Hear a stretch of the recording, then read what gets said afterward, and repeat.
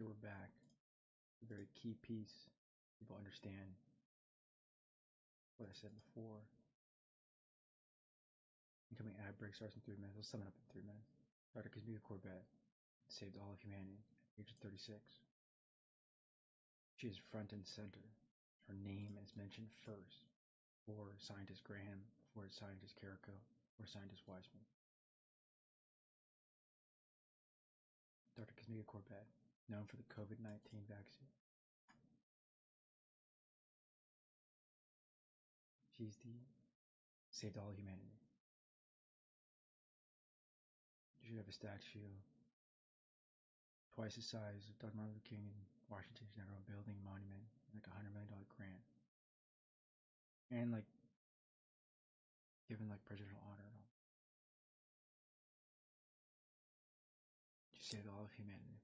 Dr. Kazmika Corbett, Black American scientist, immunologist, epidemiologist. Harvard has their place at the top. Harvard TA School, Public Health. Chapel Hill graduate. Ad starts in 4 minutes.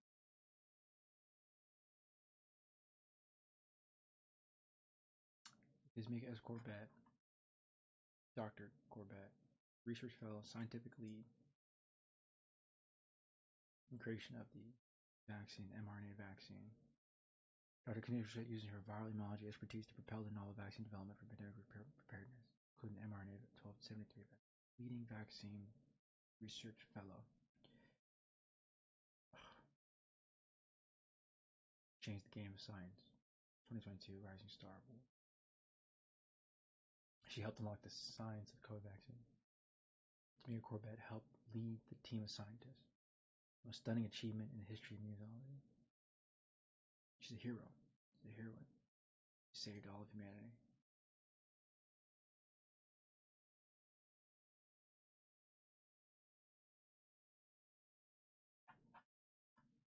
Ad starts 3 minutes 30 seconds. Of the time, you do not need to show off these other 3 scientists. She's in the front and center. She's front and center. She's not standing behind these 3 other scientists. She's front and center. She's the first person named. Second is scientist Graham. Second is scientist Carrico. Second is scientist Weissman. Corbett achieved the breakthrough. It saved all of humanity.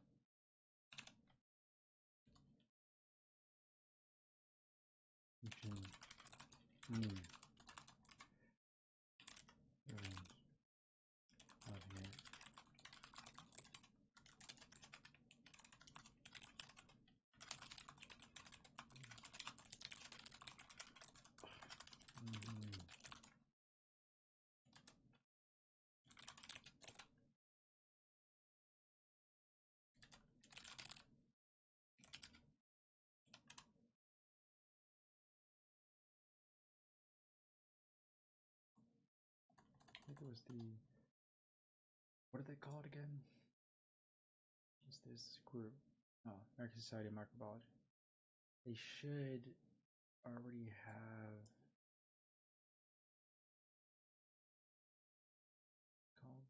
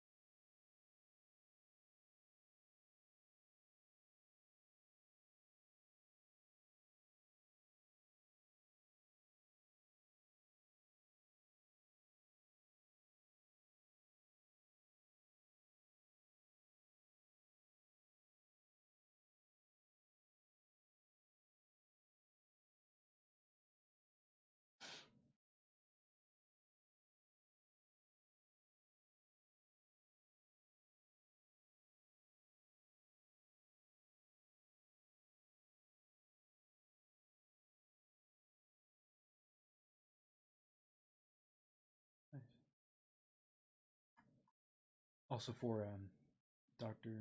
Tamika Corbett.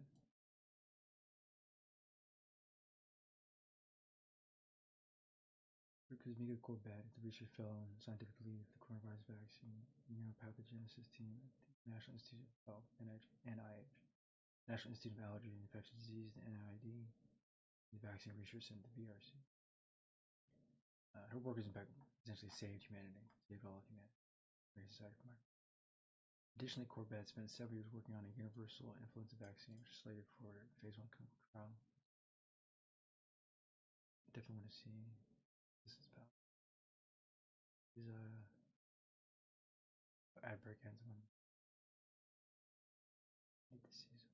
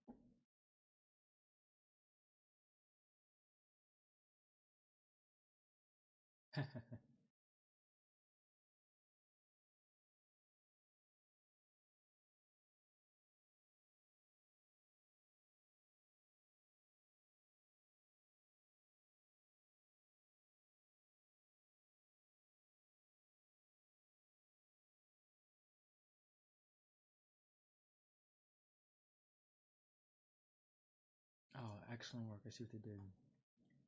They got the sequence DNA back in 2019 from the Chinese scientist.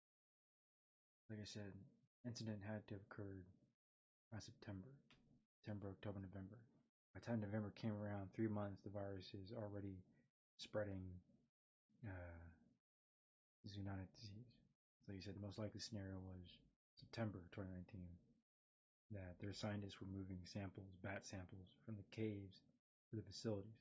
At the time, there must have been a failure of contamination or containment of the unit. And so scientists had collected samples from the bats, and as they were transporting them, got infected. And then as they spread to the city, they might have stopped at a gas station or place to get snacks, or by the time they stopped at the Wuhan lab, they were already infected. They were infecting everyone around them. Then the alarms went off. In September, sometime, the latest that I saw was that there was a 7-mile cordon around the Wuhan lab. It was already too late. One of the scientists was already infected, moving the sample. And then it spread. September, October, November. Mutates again, about 90 days, 3 months time. And on a consistent average, we continue to see the virus mutate every 3 to 4 months. So by the time November came around, I saw the news come out of China. They were trying to lock down Wuhan. It was too late. The virus was already spreading. It was mutating very rapidly. Then December, it was spreading, mutating very rapidly. And everyone is trying to flee. Wuhan's like the Chicago, China. Tons of trains, planes all travel to Wuhan. It's too late. This in December, I saw the news, trying to warn all my university colleagues and friends to get prepared for a lockdown. The virus is spreading. It's going to turn into a pandemic. In January, you see more of it spread. First as a case in the United States, and then February 18th, 2020, lockdown. But understand that the virus then has already been spreading around the world. It was already September, October, November, December, January, February, already 6 months virus. So the sacrifice that did not go in vain is the Chinese scientists, women and men, that died trying to secure the samples and trying to sequence the DNA of the virus. Their work gave credence to then allow Dr. Tamika Corbett, before we even what's it called? Before even the Americans had gotten infected, before the first case of COVID-19 was even confirmed in the U.S., they were already trying to work on a vaccine, and she might have already had a working model. So the cure was probably already found in 2020.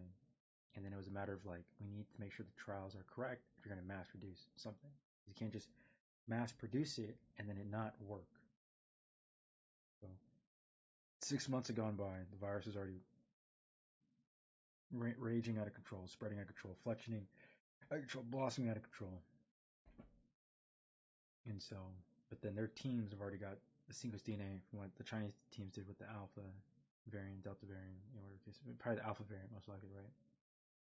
They probably already had the cure in 2020 because of the brilliant work of Dr. Kamiko Corbett to find the breakthrough. It's just now phase trials, phase 1, phase 2, and phase 3 trials. It takes months and sometimes years. And they were already, CDC and everybody, right? NIH, the VRC, already trying to condense everything. They were like trying to speed up the process, because it's spreading out of control. And in 2020, we were losing like 20 to 28,000 people a day were dying. Some people were saying we're losing 1,000. We're losing 1,000 a day. 7,000 a week. No, we were losing like 20,000, 28,000 a day. The U.S. government and the Army were burying humans in caskets 3 deep, 3 by 3, 9 deep, unmarked caskets in New York City. You want to see the videos and footage? You can. You have unmarked stacks of wooden caskets of dead American bodies, 3 by 3, so 9 deep. You just kind of bury them.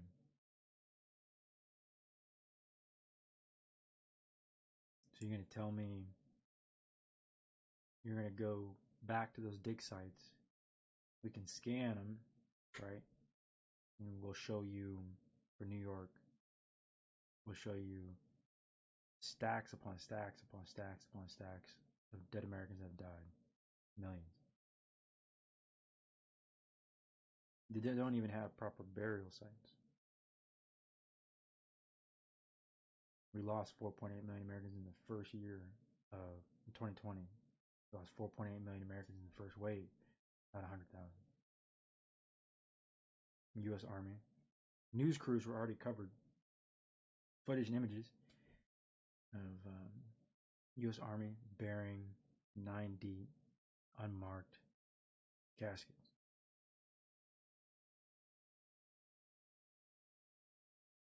And we're stacking them in rows.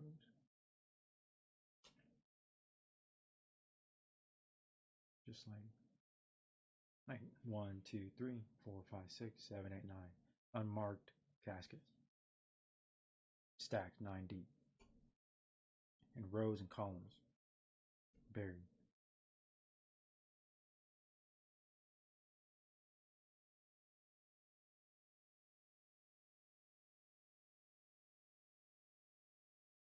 There. Every single government in the world gaslight their people, and people die due to SARS virus.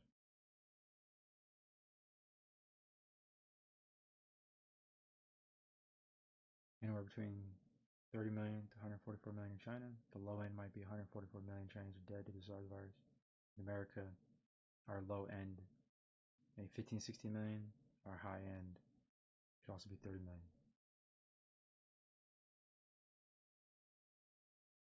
Because every 10 years in the census, we miss 17 to 25% of the U.S. population. So we're already past 350 million. We're closer to about 384 million. It gives the window of Americans, even going back to 1860, we're always missing 20% of the U.S. population consistently.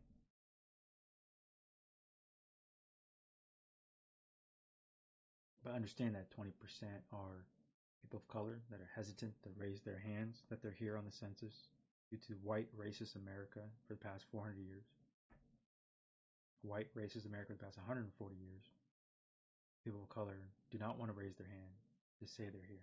They'll hold back. They do not want to raise their hand that they're here for the census. And then you have white American gangs, and you have international gangs that will also not raise their hand to say they're here in a census. And then you have immigrants that immigrate in the United States, and they're also afraid for the past 140 years to even raise their hand to say that they're here consistently. So first it goes to fascist white Americans that don't want to raise their hand. When the census comes around, they don't want to raise their hand if they're here. And people of color that are afraid of 400 years of enslavement from the white American empire, so they don't raise their hands. You have immigrants that come to the United States, they're part of that group, that don't raise their hand for the census. And then there's just Americans that are like, don't trust the U.S. government, and then they don't raise their hand, even though they're in the building.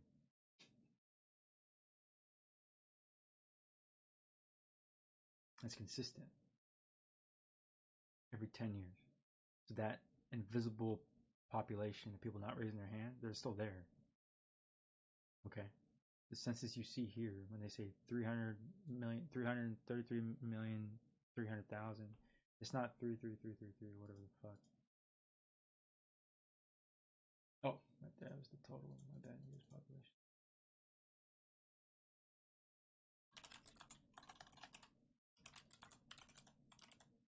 Yeah, it is not 33333. You know why it's not 33333? Because they put 400 million. We're actually probably closer to 380 million, 383 million, something like that. Yeah. Russian population, yeah, immediately hit a high and a decline of 148. So they can't lie anymore because they've lost too many people.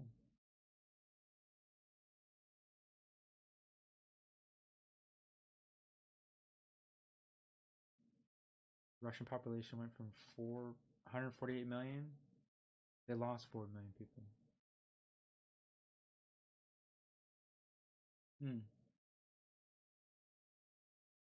Russia, 1992, from 148 million. You're saying over a 20-year time span, they lost negative 4 million people. No, that doesn't make any sense. They've lost more people. They've lost so many people because they refuse to get vaccinated. The Russian population for 20 years, for 24 years, no, the Russian population for 26 years should have been growing, right? But it didn't. It declined by 4 million people over 26 years. It doesn't make any sense. But it goes back to them not, the Russian government not accepting any American vaccines. Those 26 years of Russian people most likely brainwashed into not taking vaccines. And they had a population decline, negative. The 26-year period, no. Also, they've lost a lot of people due to pandemics and zoonotic viruses also.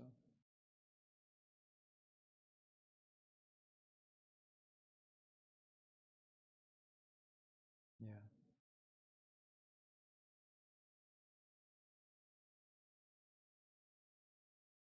From 1960, 1991, they grew by 40 million.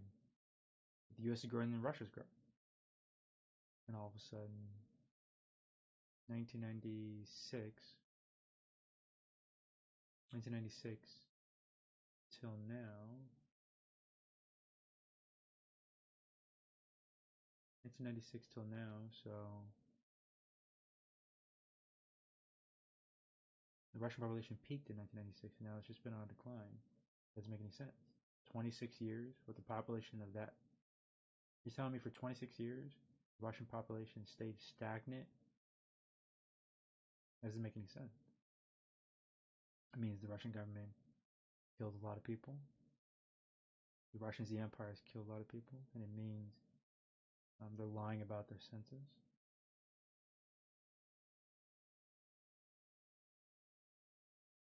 So yeah, we don't know how many Russians there actually are. And check this out. Since the Russian population officially from Google has declined on about 4 million over a 26-year period, or a 28-year period, doesn't make any sense. It means either the Russian government's lying about how many people are dying, or they lost a lot of people due to not being vaccinated. It means that the numbers are worse. The numbers are worse on how many Russians have actually died. Because Mexico, their population kept rising. Mexico went from 37 million people in 1961. Mexico in 1961 had the population of the United States in 1840. Wow. Wow. So in 1960, U.S. population was 180 million. Mexico was only at 37 million people.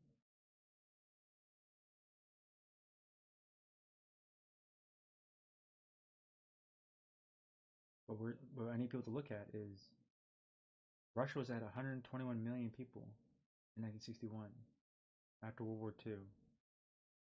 Mexico was at 37 million, and now Russia's at 144 million. Mexico's at 127 million. So the Mexican country is about to have more people than Russia. And for some reason, the past 28 years, the Russian government is lying about how many people have died in their country. By a lot.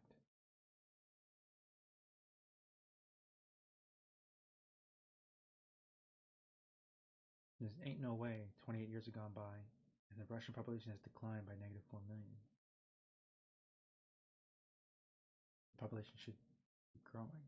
It didn't. It's been on a steady decline for 28 years. Actually, every single major news organization should be talking about why did Russia in 1996, 1995, why has it been on a population decline? That should be breaking news.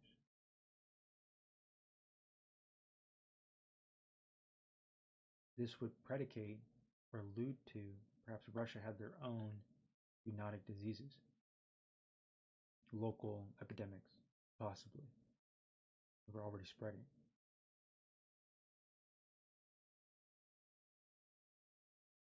Either the Russian government's killing their own people, epidemics were already occurring in Russia, or some other evil stuff. But how is it Russia for 28 years, 29 years, has a population decline?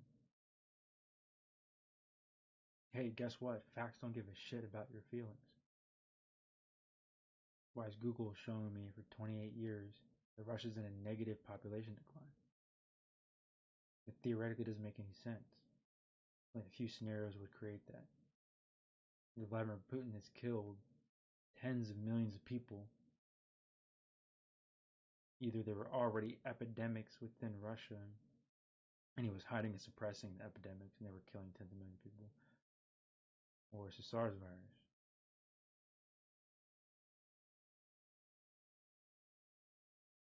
It's like really only 3 scenarios.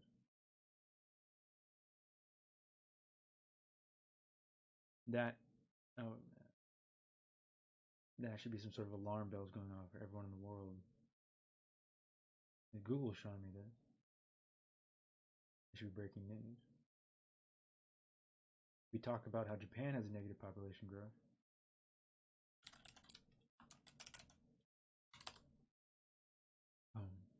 So everyone knows about Japan's negative population growth. Why doesn't the world not know about Russia's negative population growth?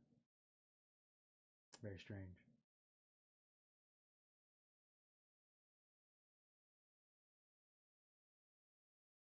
Then Canada in 2020 only has 38 million people. So Canada 2022 has the starting population of the United States in 1860.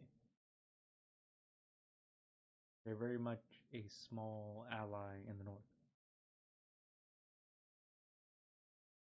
People are like, is the Japanese population growing or shrinking? The Japanese population is quite literally in a decline since 2010. Their population peaked and it's been in decline. It's really bad. The Japanese population just peaked in 2010. Damn. Right?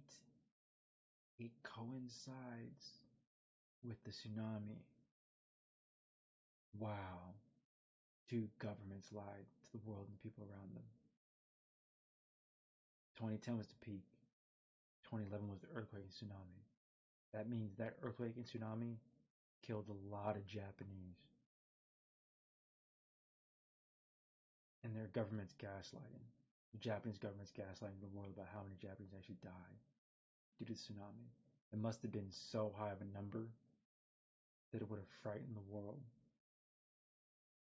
2010 was the peak for Japan. In 2011, when this massive earthquake created a massive tsunami, that tsunami killed so many people that it caused the negative population decline for Japan.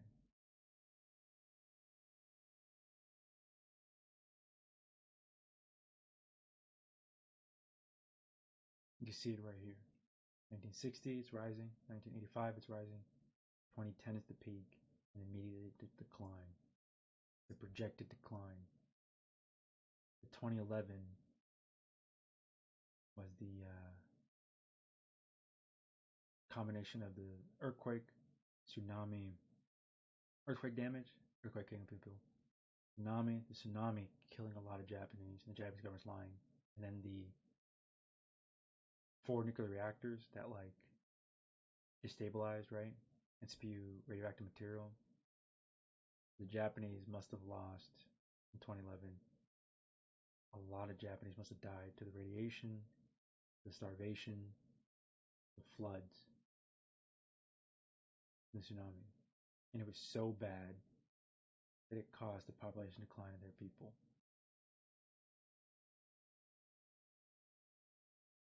If you don't know, now you know. That's the only explanation. Ad break ends in 3 minutes. Wow. If you want to know how bad it is, you could look at the video footage of the damage that the tsunami did to Japan. The size of the waves, the speed of the waves.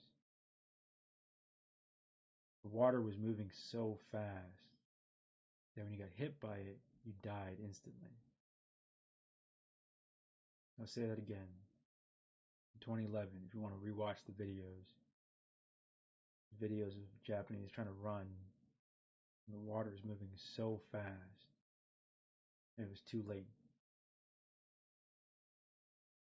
There's a video, I'll never forget it. It was some Japanese guy had to get a camcorder or something. He's up on the hill. Up, the road goes up the hill. It's curved up, right? He's looking down the road as it's curved down, and he sees old people, they're running. He can't save them. No one can save them. Old men and old women running, and the water is moving so fast. The speed at which the water is moving, I could tell you by how fast that it collapsed into the walls and destroyed the homes and businesses around it. The speed of the water is probably moving at, let me just kind of calculate the speed at which the objects are moving as it killed everybody. A wall of water made up of destroyed buildings and cars. It traveled about 10 meters in a second, but a little bit faster.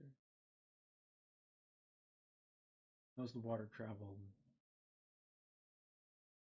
not like 30 meters a second. I think like 25 to 30 meters a second. Roughly, give or take. Water is definitely going faster than 30 meters a second.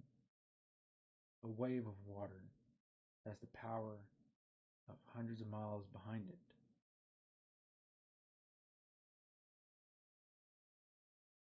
Enough force to where, imagine you took a bucket of water and it was full of like rocks, broken parts and car parts. You had a bucket of water, a couple ton bucket of water, and you poured it onto an anthill. The force of the water as it hits the ground and rushes out was the speed at which the water was going. So imagine yourself as an ant. There's a wave of water coming at you so fast that by the time it hits you, the debris into the water and the impact will kill you. A moving wall. I'll never forget it. Older Japanese men and women running in a massive wall of water Moving 30 meters a second, just crushes them, kills them. Buildings and homes collapse. Gone. Seconds. Didn't have enough time. Didn't matter, no one could save him or rescue him. Death upon death. 2010, the peak of the Japanese population. Projected out, immediate decline. In 2011, earthquake and tsunami, the wave and the water damage from the tsunami most likely killed so many Japanese that caused the instant population decline. Also, the 4 nuclear reactors that failed and all that nuclear fallout also most likely killed a ton of Japanese.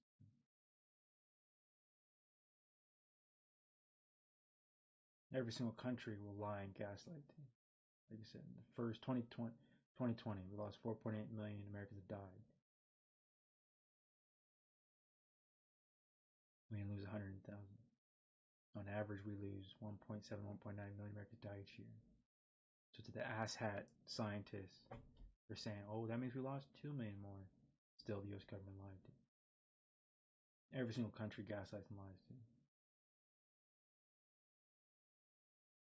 The Chinese government was uttering 10 million body bags a year. That's the low end of the intel.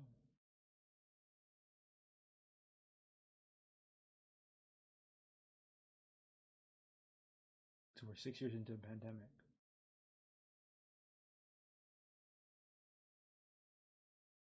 So for the Chinese government, you could say 30 million, 60 million, or 144 million. Some of the low end thinks it's 144 million Chinese who died due to the SARS virus. The hard intel is 35, 37 million Chinese people died. UK research firm, they know the low end is like 37 or 40 million, but it could be 50 or 60 million. And then it was the brave scientists and doctors trying to get the intel out of China last year in 2023, where it leaked. Basically, they believe the number is 144 million Chinese have died due to the SARS virus. In the U.S. government, it is not a million Americans have died. Tens and tens of millions of Americans are dead. The Japanese government is going to gaslight and lie about how many Japanese died in 2011 tsunamis and in the nuclear fallout due to the 4 reactors failing. The Japanese government is going to gaslight and lie about how many Japanese died. You could see it right here. Oh, my bad.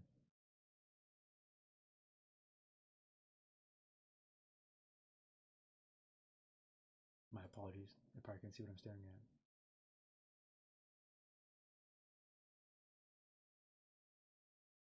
(1960) growth, 1985 growth, 2010 growth, and then the peak.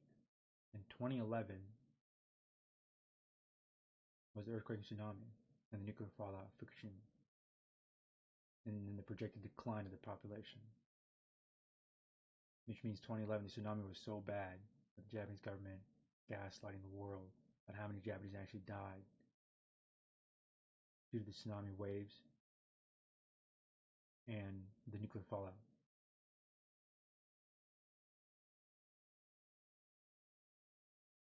That massive earthquake, the tsunamis that ensued, the giant waves of water that killed tons of Japanese, the nuclear fallout that killed tons of Japanese government's lying to the world. Instant population decline. Off of one natural disaster coupled by the man-made disaster.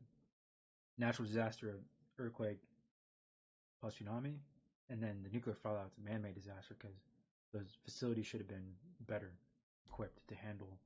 You're in the ring of fire. You're in a country where you know there's already tsunamis. You're in a country where you know there's already earthquakes. So those nuclear facilities should have been better built. They should have been able to withstand that calamity.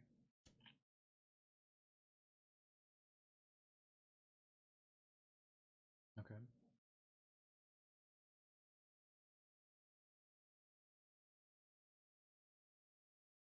Looks like the Japanese population peaked at 128 million, 2007, and then it's been on decline. No, that's not it.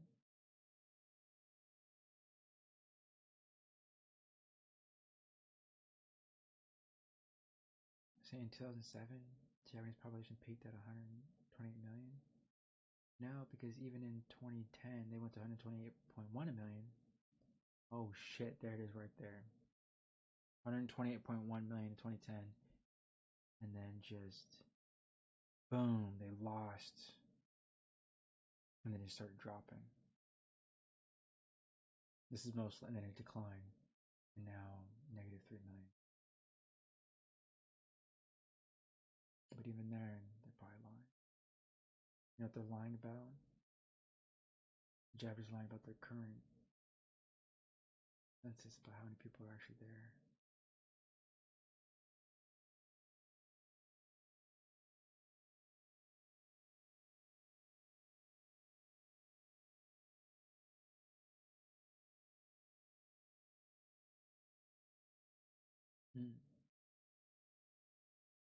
There was no need to ever put 150 million.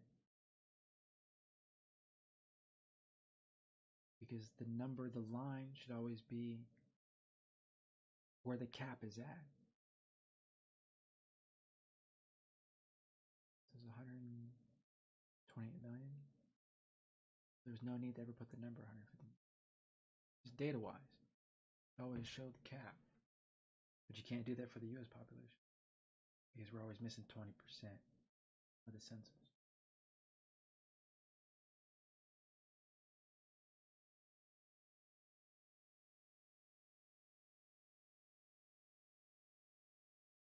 The good news is we have genetically modified bacteria to break down plastics in salt water, to destroy PETs, and to combat PFAS. We've genetically modified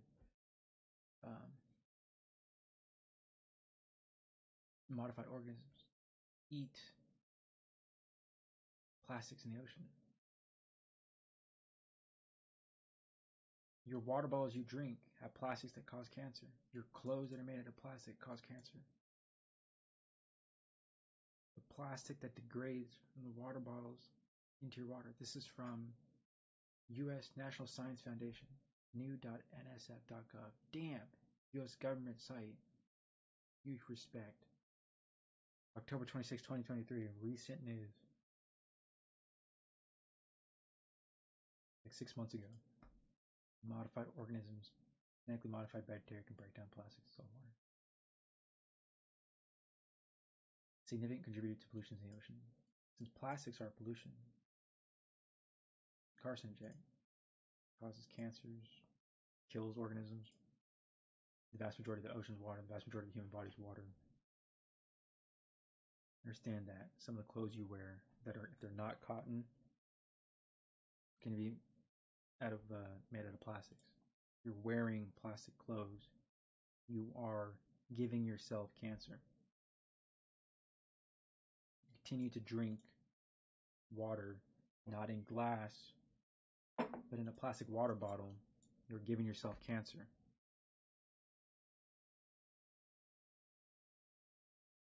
Just let me save the world one video at a time. Let me utilize my IQ 138 to help save humanity.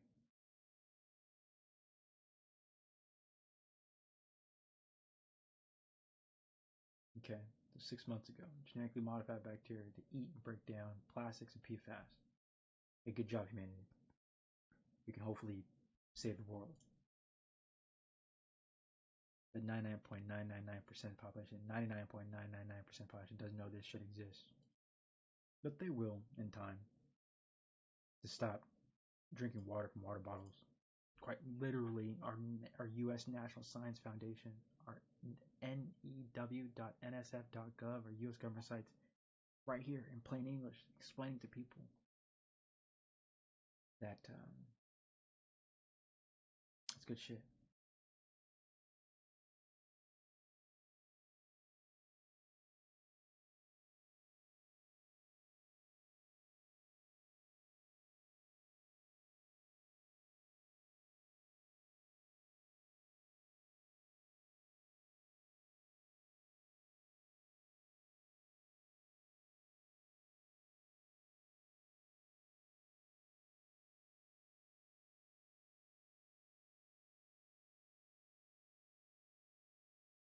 we genetically modified two species of bacteria that could survive in salt water in the ocean.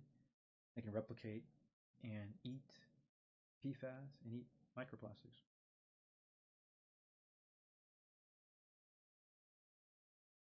From a practical standpoint, this is the first genetically engineered organism that we know of that is capable of breaking down PET microplastics in salt water. Tainyu Lee of North Carolina State, first author of the paper. Researchers have acknowledged that additional hurdles must be addressed, but breaking down the plastics in salt water was the most challenging part of working, according to Cook.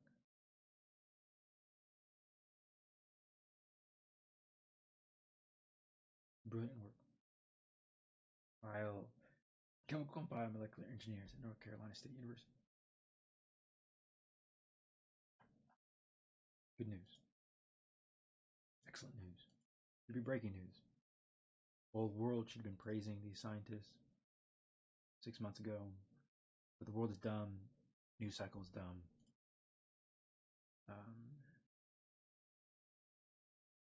But now you know.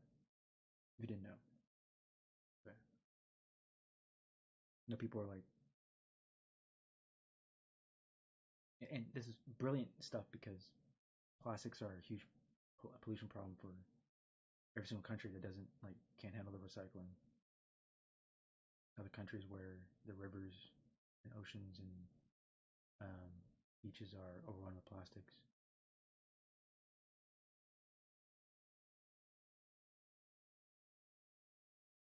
It's also save time. You know, I know there's organizations developing boats and drones to clean oceans. They're like boats to clean.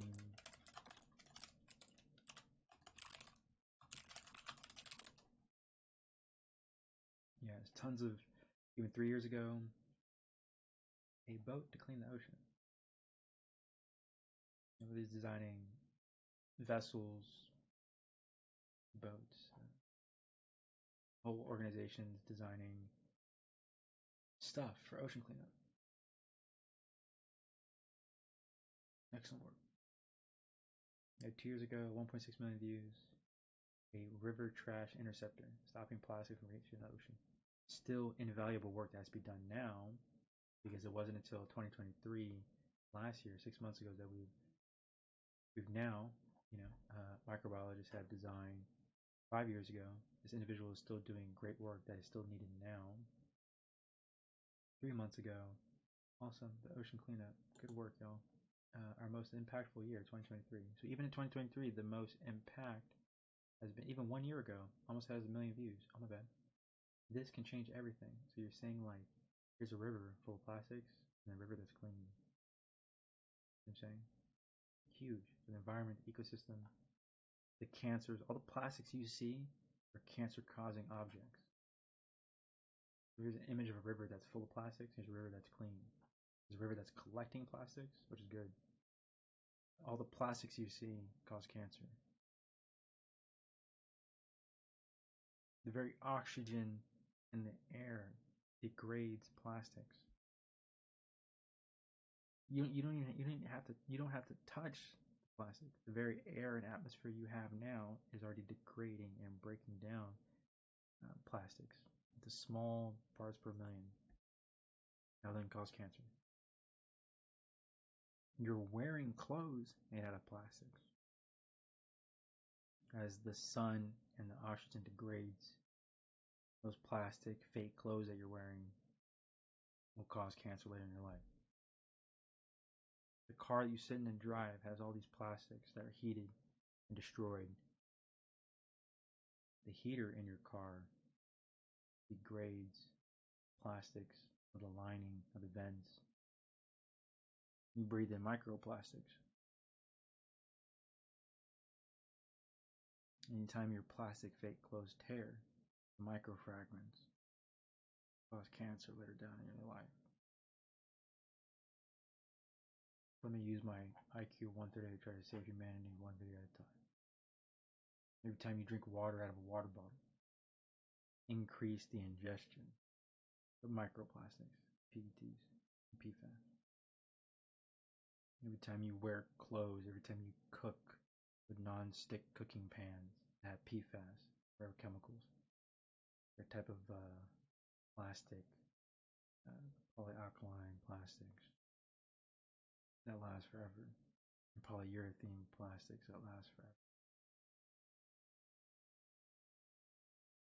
Every time you open a box, you see that foamy white filler stuff. It causes cancers.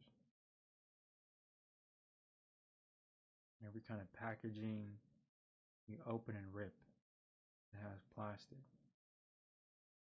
causes microfiber tears and the inhalation of microplastics as you rip open compartments, containments, everything that's sealed in plastic, causing cancer.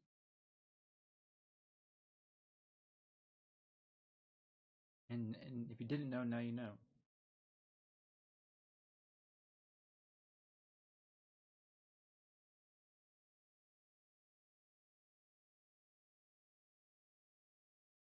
Microplastic pollution is everything from water bottle to clothing from our U.S. government side. All 50 states and territories have water bottles. Water degrades the plastics. Microplastics now floating in your water cause you cancer. The clothes that you're wearing might be cotton, might be made out of flour, might be made out of plastics. The non-stick cooking material that you use, PFAS, another forever chemical, causes cancer.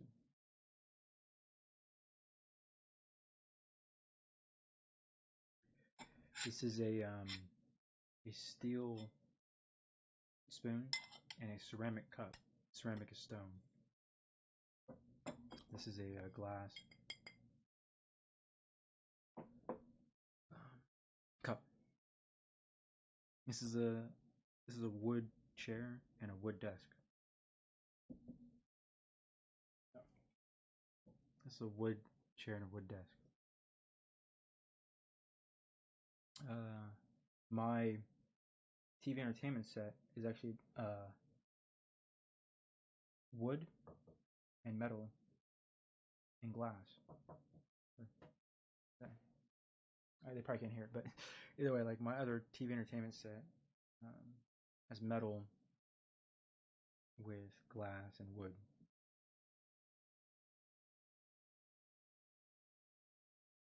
A lot of the books I have are paper, but a lot of times the wax filament is sometimes plastics, and sometimes for books, mainly wood and glue.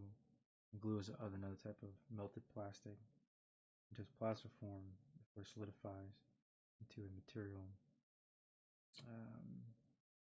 Then some of the books are just paper, with ink. But then other times you'll find that books have a plastic exterior.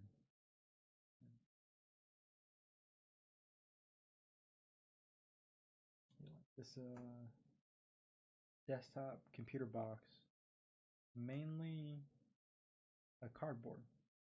It had little cardboard square cubes. Some copper stapling and ink.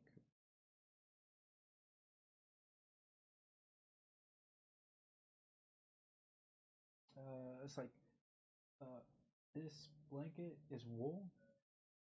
Oh, that's funny. Mom's gone. This other blanket was wool. This is, I think, another. Like the fleece is how it's woven, and then some more Japanese cotton. The gray, a lot of the gray Japanese cotton. The gi is also cotton, and just cotton for what I'm wearing right now, and then more cotton, whatever's flowery.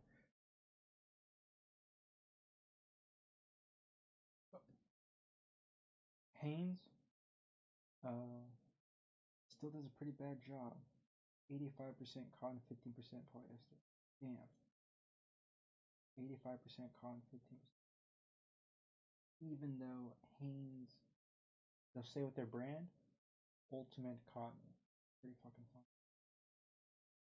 Asshat. Not even 100% cotton.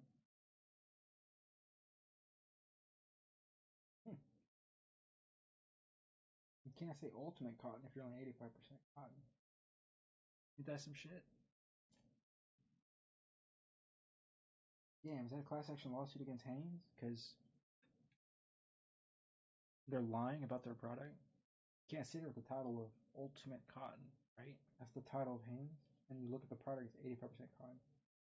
You ain't even 100% shit. Fucking Hanes, bro. Good job, company. You're fucking up. We did the same thing with McDonald's. They're sued based on their slogans and logans. Or slogans and logans they have.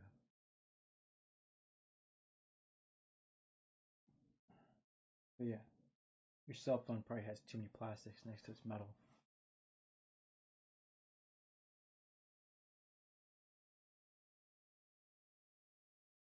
Hell, I already know this keyboard in front of me. It's a combination of metal and plastic. It has an aluminum metal case around it. But the body of my keyboard is metal, but the keys are plastic. It's too many plastics. Damn, even my gas mask, vast majority of it's plastic. At least then you can stop against a lot of aerosols and inhales.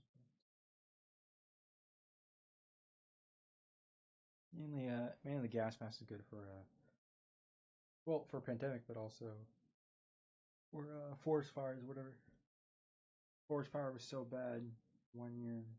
I was going to university in San Francisco, and the sky went orange, and the air every day for 24/7. Everything around us smelled like smoke.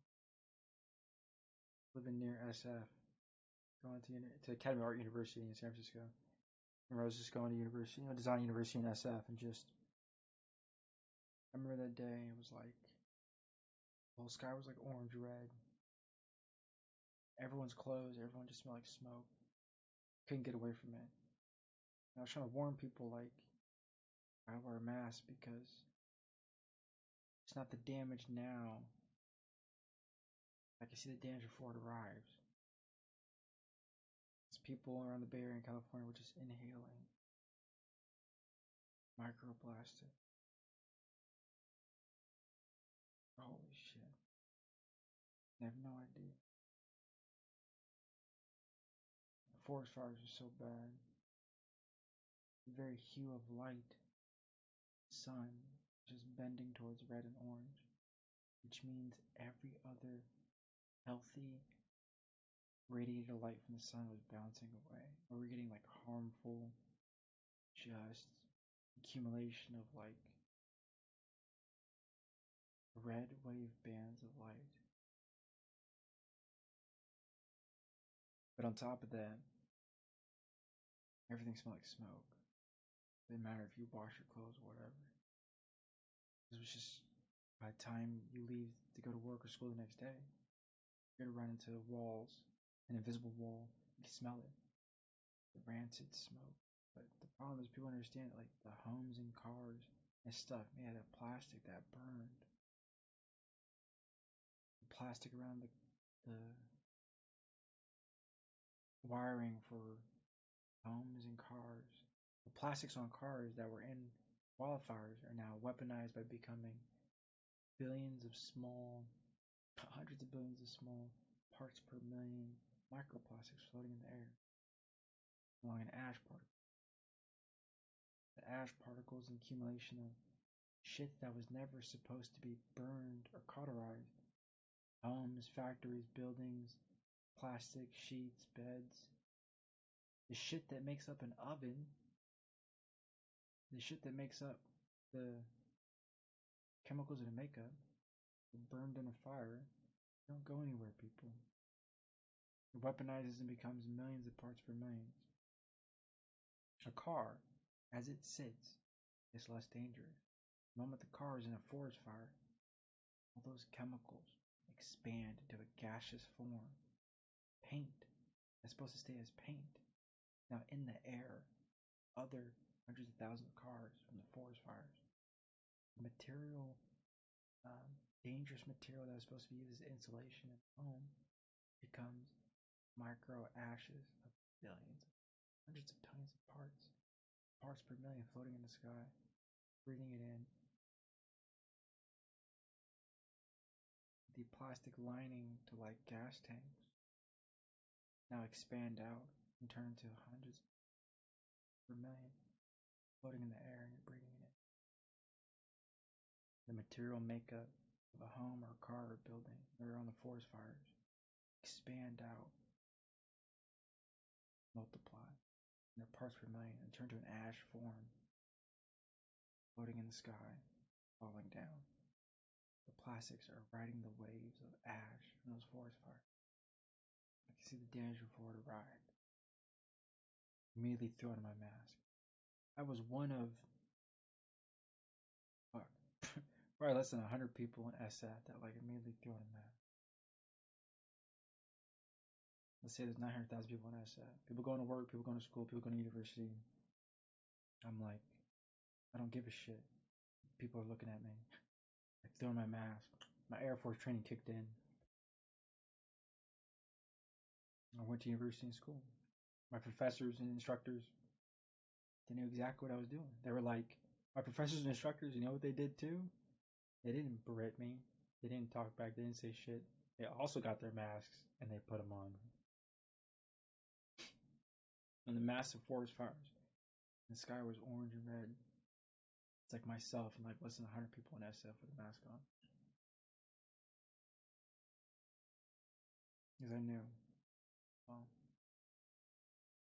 I do not have the luxury of not knowing. I have an IQ 130.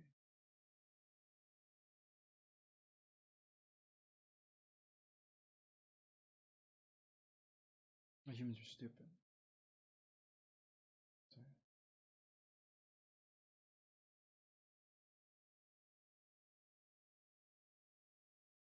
the good thing with having genetically modified bacteria that can eat plastics, consume PFAS and microplastics is that so we can clean up the oceans, we could possibly, theoretically speaking, allow these bacteria to eat plastics to help kind of like clean our bodies. Good and bad. Good and bad. So we already, just 6 months ago, in 2023, genetically modified bacteria to eat forever chemicals like PFAS and eat microplastics. It's positive. We could save the world. But then also theoretically be able to utilize these same bacteria to help clean human body, quite literally, and remove um, microplastics possibly floating around or sitting on your skin or the human body. Then again, I bet our immune response will probably remove kind of foreign bacteria that want to try to hang around. But there's we're on a good path.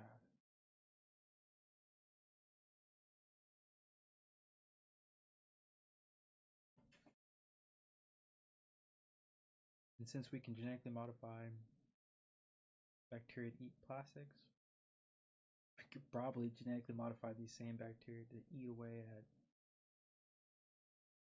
other bad shit that's in the human body. It's quite powerful. People need to understand that the growth potential in the field of science would be a new field. Okay? This is all brand new tech. We can genetically modify organisms to eat plastics. Hopefully we can use it to then save humanity.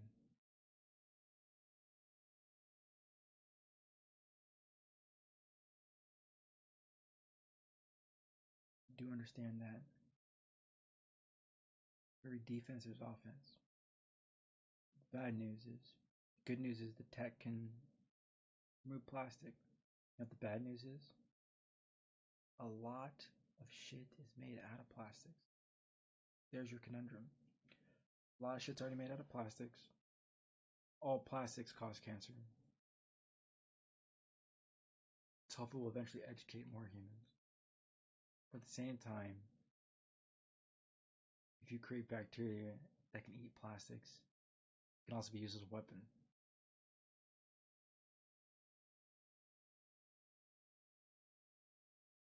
The bacteria could be genetically modified to wipe out a whole crop. We created genetically modified bacteria that can eat plastics. That means we can genetically modify bacteria to like just specifically go after a certain crop, wipe it out. So there's the good and bad with science. Commendable that we created genetically modified bacteria that can eat plastics. Cool. At the same time, a lot of boats have plastic on them. Plastic causes cancer, but like you can cripple a lot of boats. You weaponize this bacteria and destroy a lot of vessels. You wouldn't be able to stop it. Okay, you created bacteria that can eat PFAS and microplastics. Same bacteria could like destroy whole fleets of ships. We have a lot of plastics on ships. You can cripple whole fleets. Or you could genetically modify the bacteria, like just eat corn, just eat rice, cause a lot of fucking damage.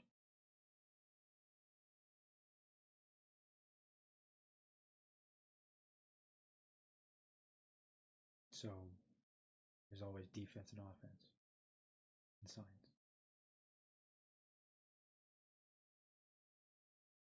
Theoretically speaking, we should be able to then have this bacteria remove and eat plastics that could be on your skin or on you, hypothetically speaking, and help remove the cancer causing plastics from humans' lives and save humanity. You understand, there's always defense and offense. If you didn't know, now you know.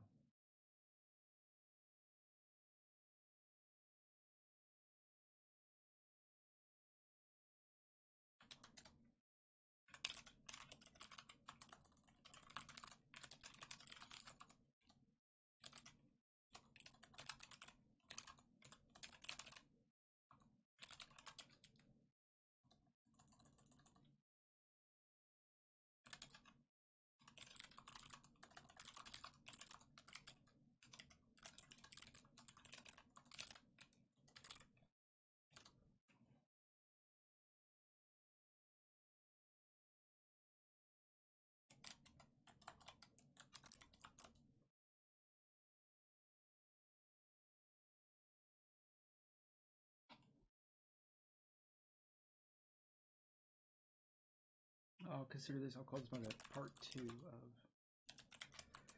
April 7th, 2024. Save the world one video at a time.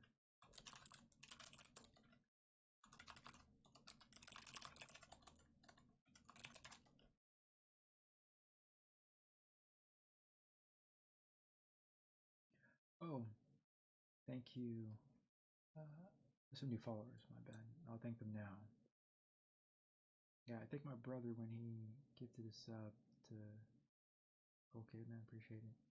Heron Z, thank you for the follow. After the Souls, oh yeah, I remember, thank you for the follow. MX, MX Kali, thank you for the follow. I don't think I remember Bed FS9, thank you for the follow. Girl Doll Girl, 8 hours ago, oh, thank you for the follow. I don't remember the notification for Girl Doll Girl, but thank you for the follow. I'm just not seeing it now. Helps the channel grow and all that. But yeah, by the time I was about 11 years old, I had the mental acuity of a 30-year-old. By the time I was 17, I had the mental acuity of a 50-year-old. And from that point on, it didn't really matter.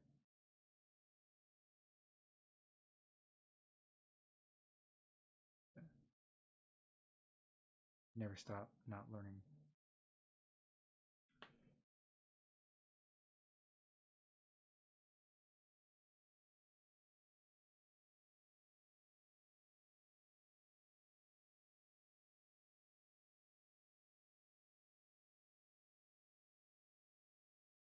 Question of the day.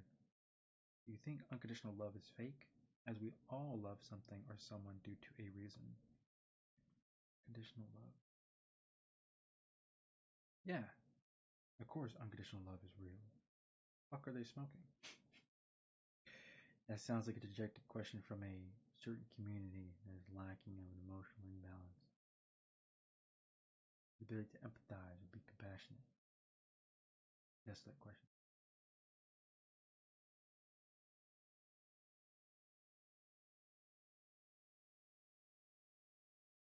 Apps.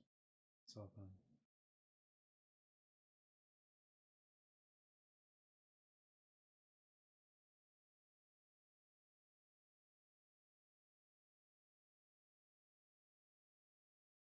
Someone summed it up best. Love can't be reasoned. Individuals said that people are not in love. They're doing mutual agreements to each other.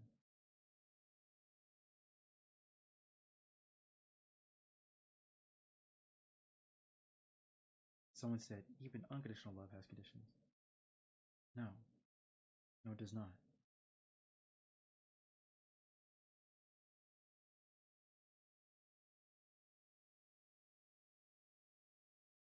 And then this other person, it's only coming from one community that keeps getting it wrong.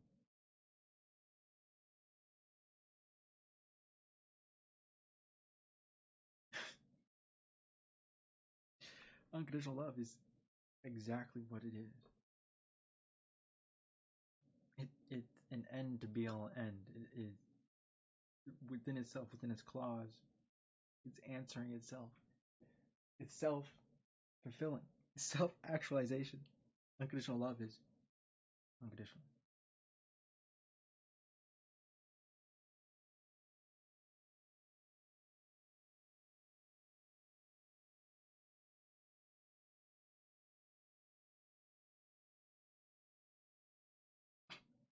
The one community keeps getting wrong consistently.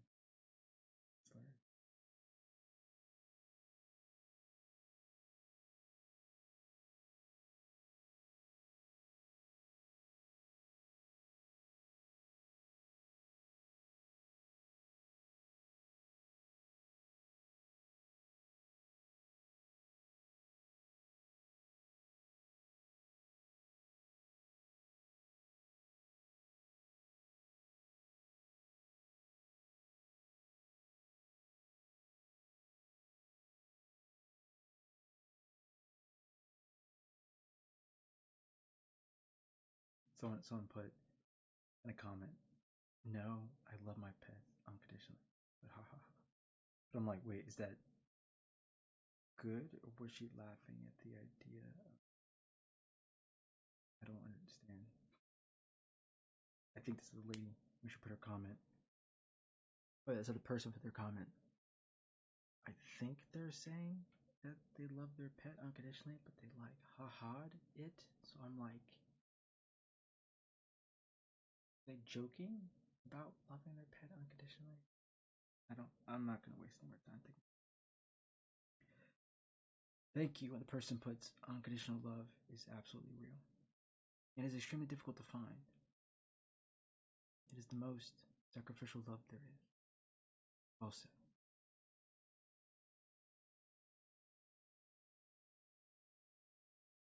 I wish I could do, all I could do is give it a like. I wish it was like give them a star or something like that, or they understand. This person said it best. Person named Raven, as their title. They put the comment. Unconditional love is absolutely real. It is extremely difficult to find. And the most sacrificial love there is. That is in itself wisdom. They said it very elegantly. Other people that have commented is other people that have commented.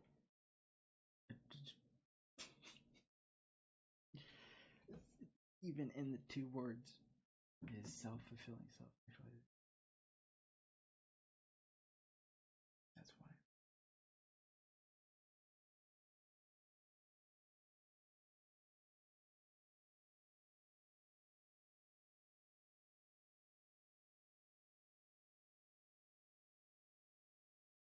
So yeah, try and reduce your intake of plastics. You know, your clothes are made out of plastic. You're drinking water bottles and clothing made of plastic. October 26, 2023 article new.nsf.gov, U.S. government site. It's the U.S. National Science Foundation, NSF.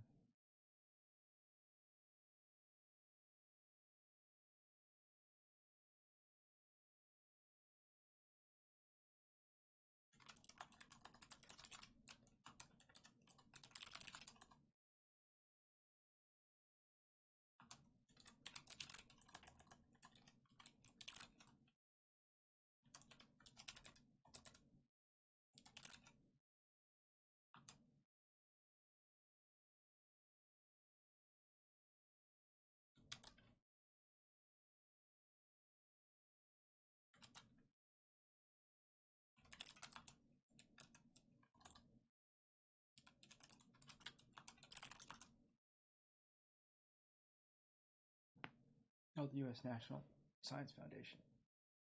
Let me get this right.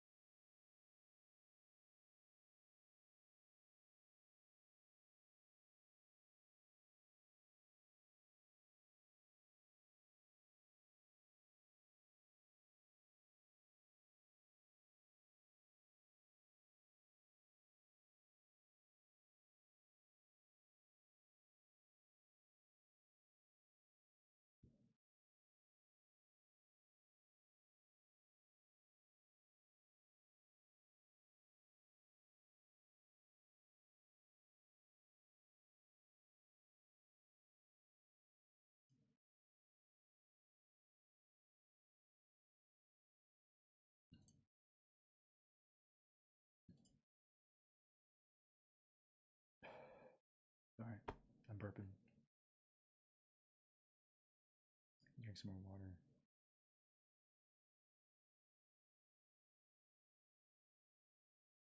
Highly important. Even vital. Extremely important. Last year, 2026. Ad break ended. Genetically modified bacteria break down plastic and saltwater. Modified organisms break down microplastics. Significant contributor to pollution of the ocean. The key point is the very plastics from water bottle and clothing. NSF.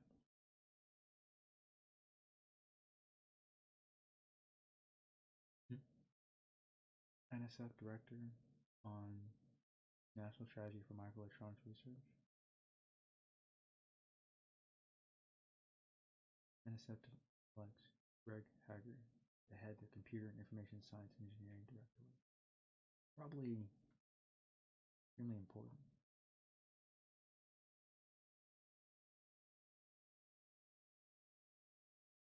But yeah, two key things. We have 2023 a breakthrough in technology to genetically modify two types of bacteria to eat away at microplastics. PET. But but also PFAS too, forever chemical. You find microplastics from water bottles and clothes. Good stuff, key stuff.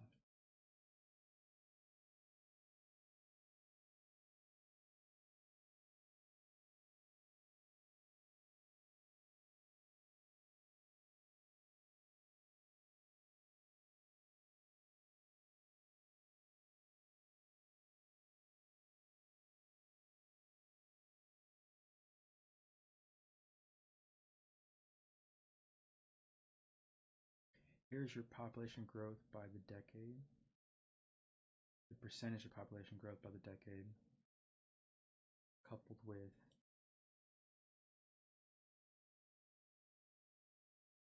the actual population.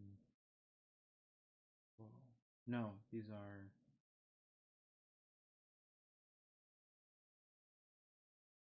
Oh, yeah, it is, yeah. These are the baby boomer generations.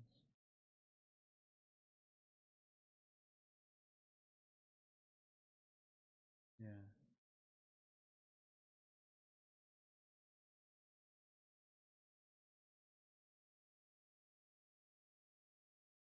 Damn. 1860. Key point in human history. American Civil War.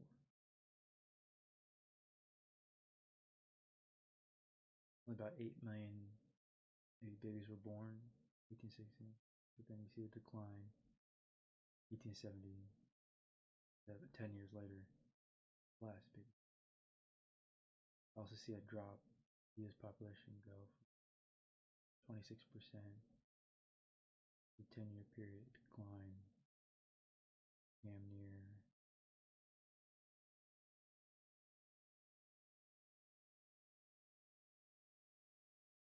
17%. It dropped like 8% or more. Negative 8% U.S. population due to the Civil War. Extremely sad. It goes back to those inflection points in human history. And then after 1870, you get growth rate of 6% for the next 10 years. 1870, 1880. This is during Reconstruction. You now have 10 years of freed women and black men from enslavement. They get to live their lives. The human population massively grows. It went from 17% growth to 23%.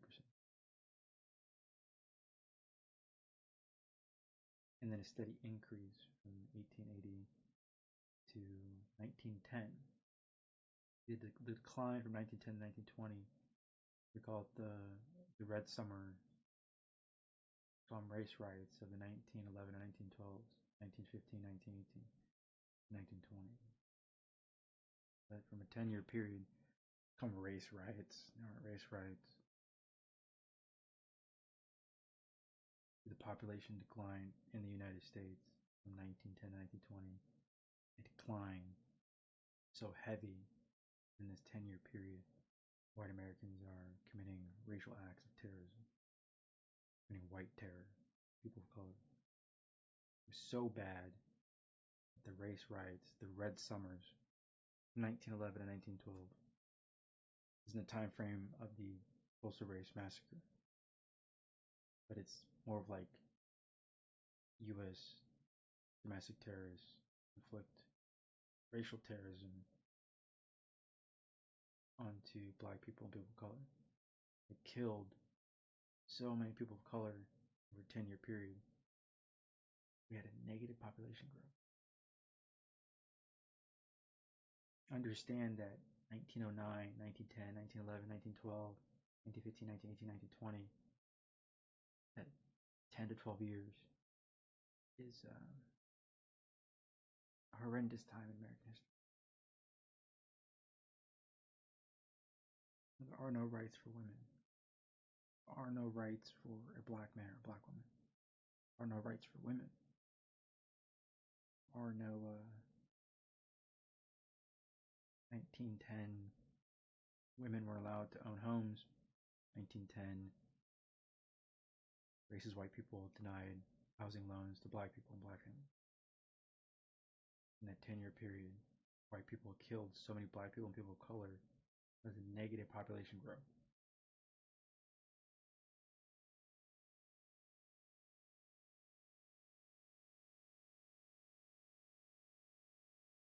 In 1920, 1930, population goes back up.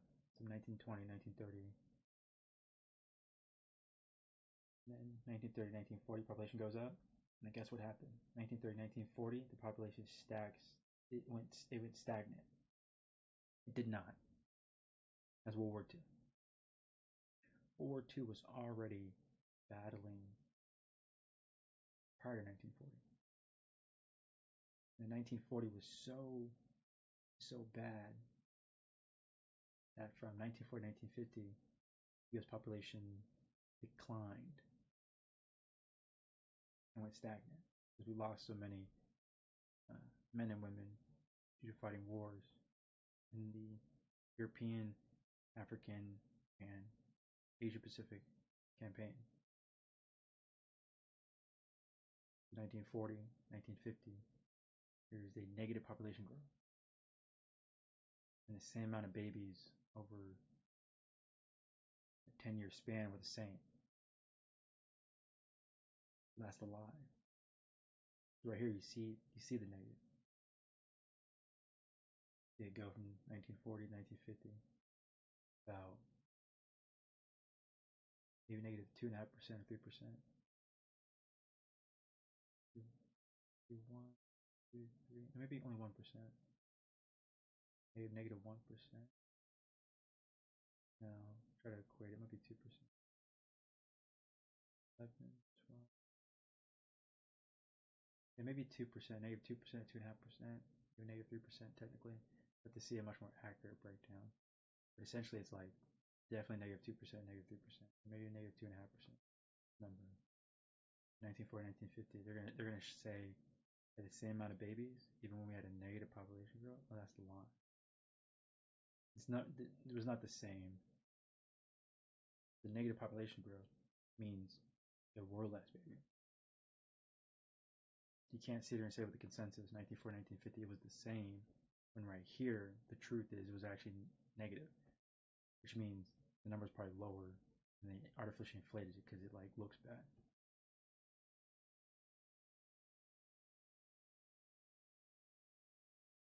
Right here, negative for 1860 1870. This is Civil War.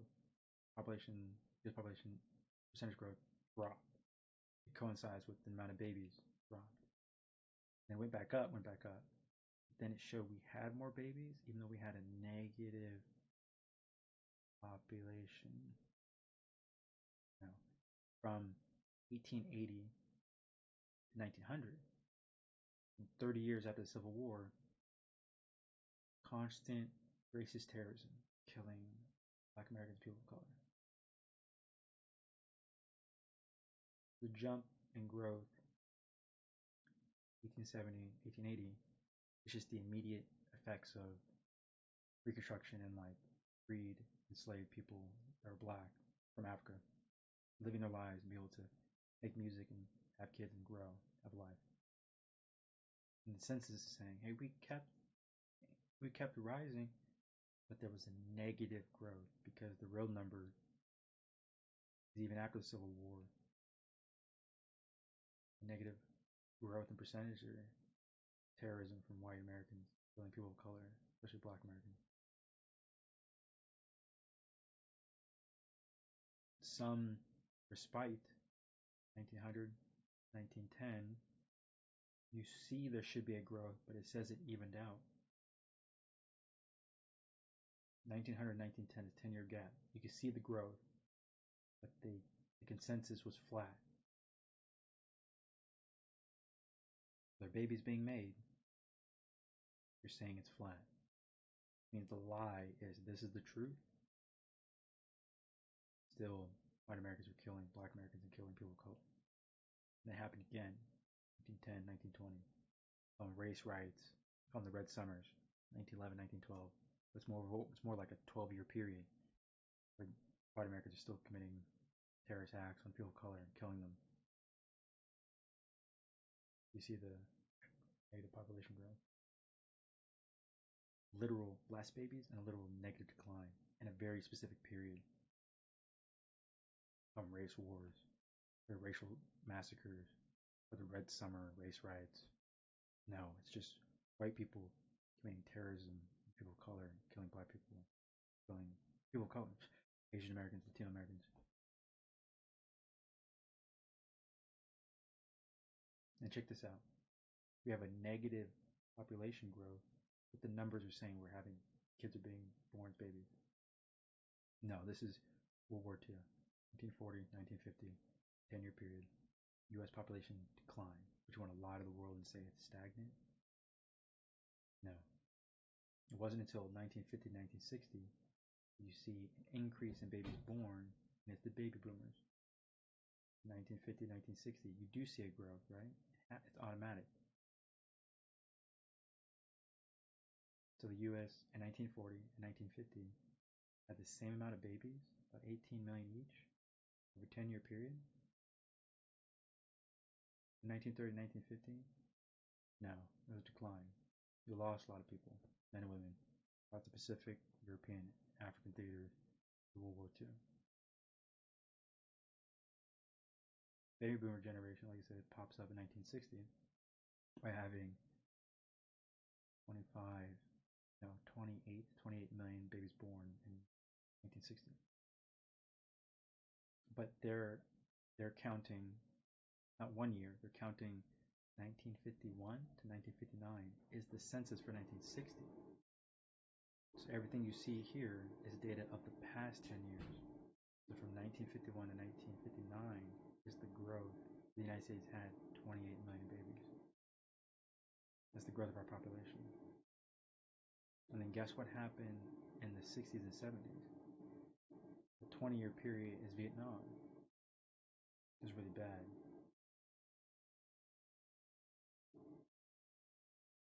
We had been fighting in Vietnam for 25 years. As people don't understand. We already had special forces and people on the ground and troops on the ground fighting and waging wars in northern and southern Vietnam for a long time.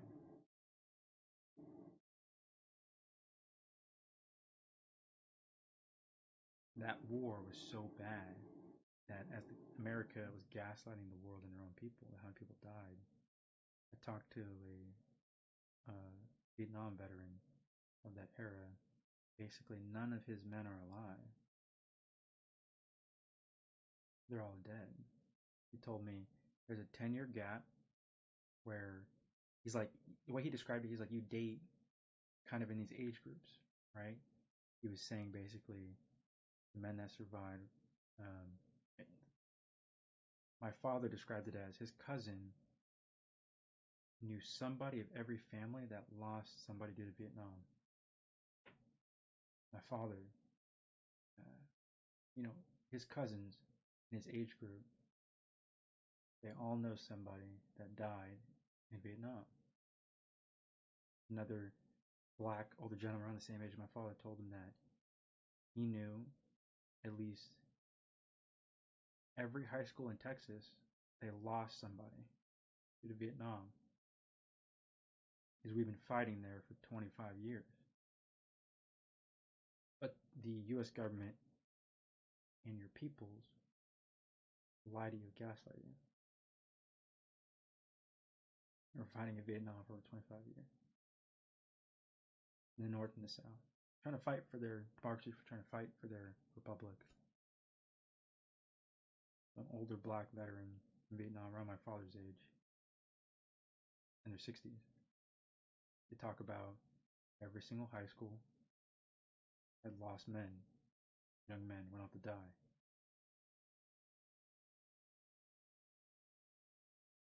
They date kind of in age groups. Because he was saying 10 years down, 10 years up, like a 20-year age gap if you're dating. Want to get more specific? You're thinking a 14-year age gap. They're like, if you date 7 years older, 7 years younger. Okay? And they talk about when you're dating, the men that survived Vietnam, they were overwhelmed by women because they realized um, that when this happened over a long period of time, the U.S. fought a lot of wars around the world. We were fighting the Korean War. It wasn't just, it was Vietnam for 25 years. We were fighting in like Bosnia. We were fighting in Colombia. We were fighting in the South Americas. We had troops on the ground in Panama.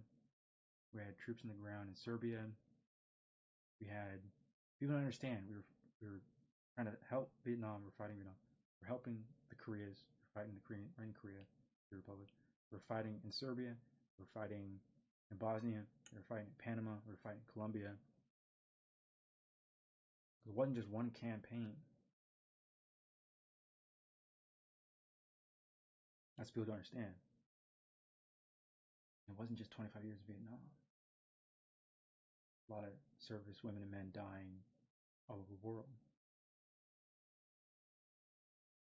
That's why you see a period from 1960 to 1990, a complete population decline for the United States over a 30-year period. Facts don't give a shit about your feelings. It's right here. Baby boomer generation of World War II, and then the decline in babies is 30 years of warfare. The Vietnam vet, the ones that survived, talked about, when they came back, there were too many women to date. There were too many options.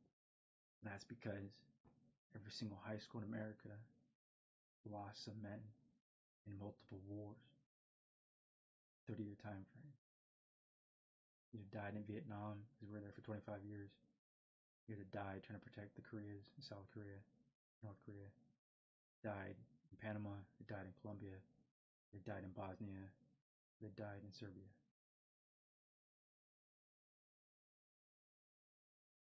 When you pick the brains of military officers that were older than me, there were individuals that were part of those campaigns. I was in the Air Force. And there was an older sergeant. He was with those units of Air Force members that were in Bosnia and Serbia on the ground, paratroopers flying out into Panama, Colombia.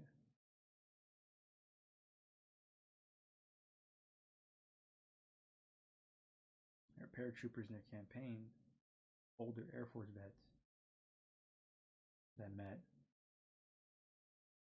I was like, damn.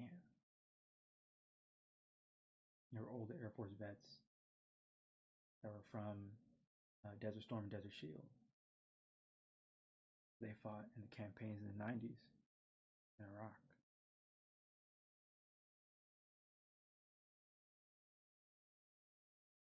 Ad break ends in 3 minutes. People need to hear this. They don't know.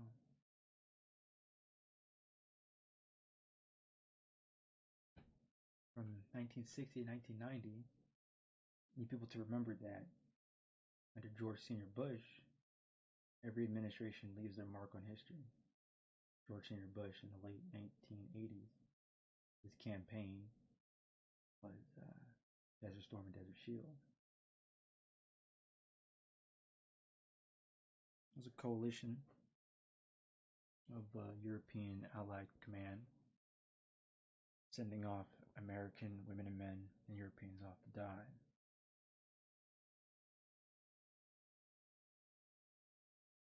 You see the end of that campaign in 1990. End of these wars. I say the 90s, right? 90s was like a reduction of massive wars. 1991, 1993, right? You would understand there's like, we're not in Serbia anymore. We're not in Panama anymore. We're not in Vietnam anymore. We're not in the Koreas anymore. The Koreas are stabilized. We're not in Iraq anymore. But from 1990 to 2000, you had a brief respite in no more big wars. And so from 1990 to 2000, you see a population growth coincides with American service women and men dying in wars, but there were none. And then you had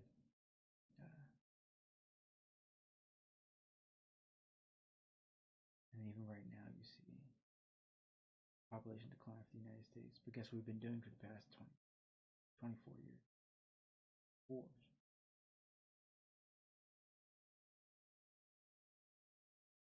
Public needs to hear this. Understand. 2000, we had 33 million babies born. We had a small jump in population 1990 to 2000 because it's that group. 1991 to 1999. The consensus in 2000 is the past 10 years. It wasn't until the conclusion of Desert Storm, Desert Shield, in like 1889 or whatever, going into like 1991, did it kind of end.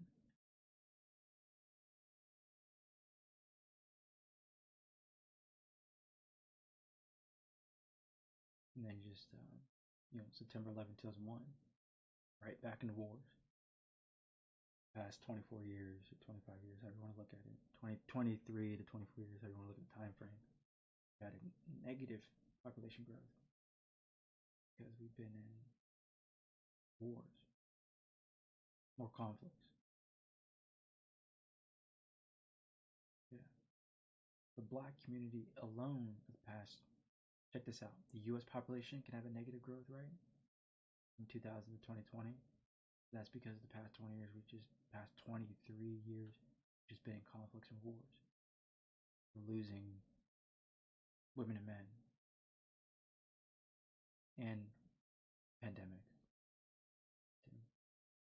The pandemic started, y'all, 2019. Even in the past 6 years. All around the world, every nation is gaslighting their own people, losing people. Remember the graph I just showed of Russia? Japan, 2010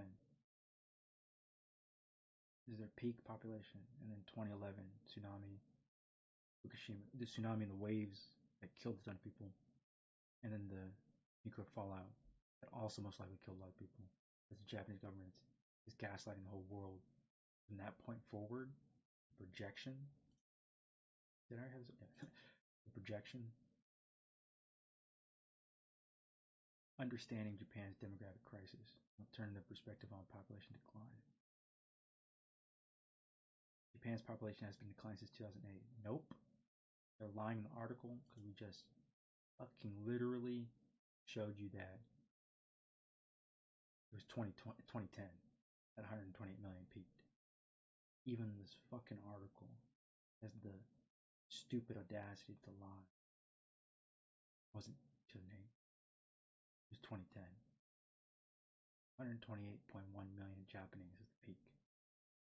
Coincides with 2011 massive earthquake, massive tsunami, the waves of water that killed so many Japanese that no one even knows now because Japanese government, along with American government, every other government, doesn't matter if it's the PRC or Chinese government, every government lies to their people. How many people are actually dying in their country? Japan,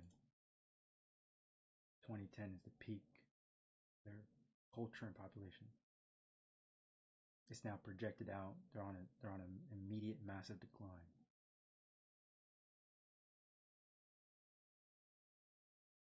By 2060, the Japanese will have 50% less their population. It's 2024 now. In the next 40 years, Japanese will have 50% of their population will disappear. It is like that. Because in 40 years, these waves of seniors will pass away. And the waves of the middle class will pass away too.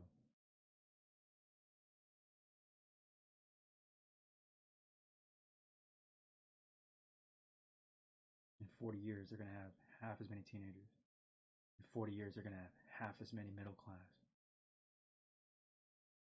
They're going to go from 81 million to 44 million. They're going to go from 16 million teenagers to 7 to 8 million teenagers. They're projected to go from 16 million teenagers now in 2010, which is the peak 14 years ago. They're projected for the Japanese is to have 7.9 million teenagers in 2060. They're going to lose 50% of their population.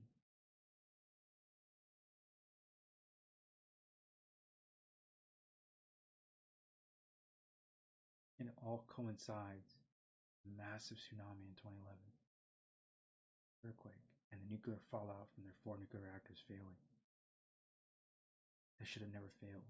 You built the nuclear reactors on an island, and you knew there were earthquakes and tsunamis already. Those nuclear reactors should have been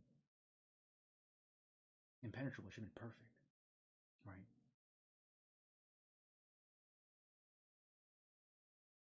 Even then, you already know it's bad.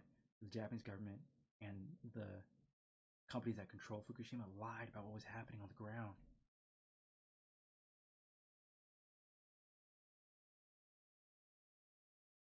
A lot of Japanese people died.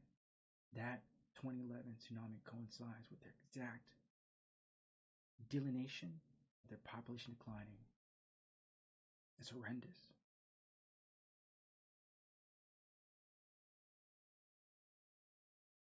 2010 was the peak.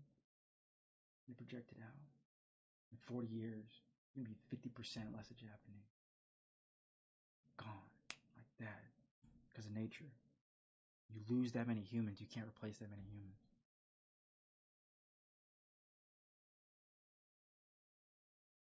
And you know it's bad because you see it right here.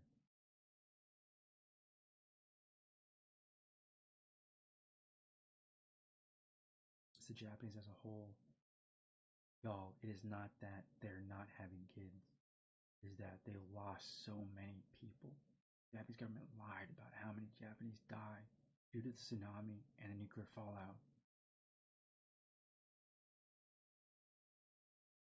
Even off the bat, just the projection of 1985 to 2010, they're down by like 1 million.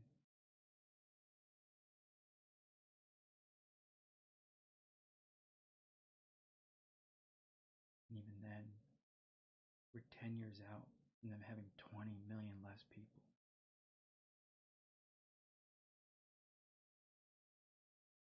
I understand the elderly are elderly, but this group is turning to elderly group. This group should also produce more children to where your projections wouldn't be negative 5 million. It had to be an event in 2011.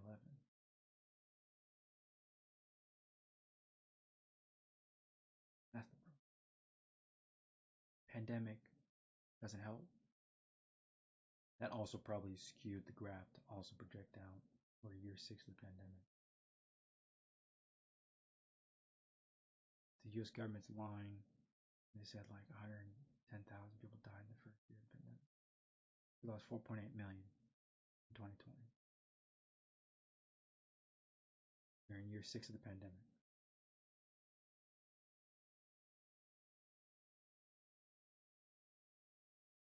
US Army in 2020, they're stacking bodies 9 deep in unmarked caskets.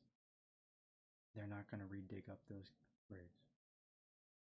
Columns and rows, 9 deep. Unmarked caskets. Army. Because we were losing millions of Americans.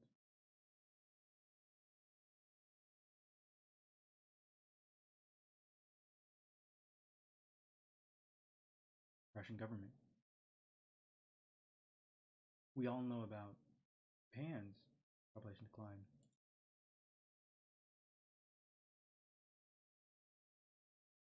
Oh, Russia.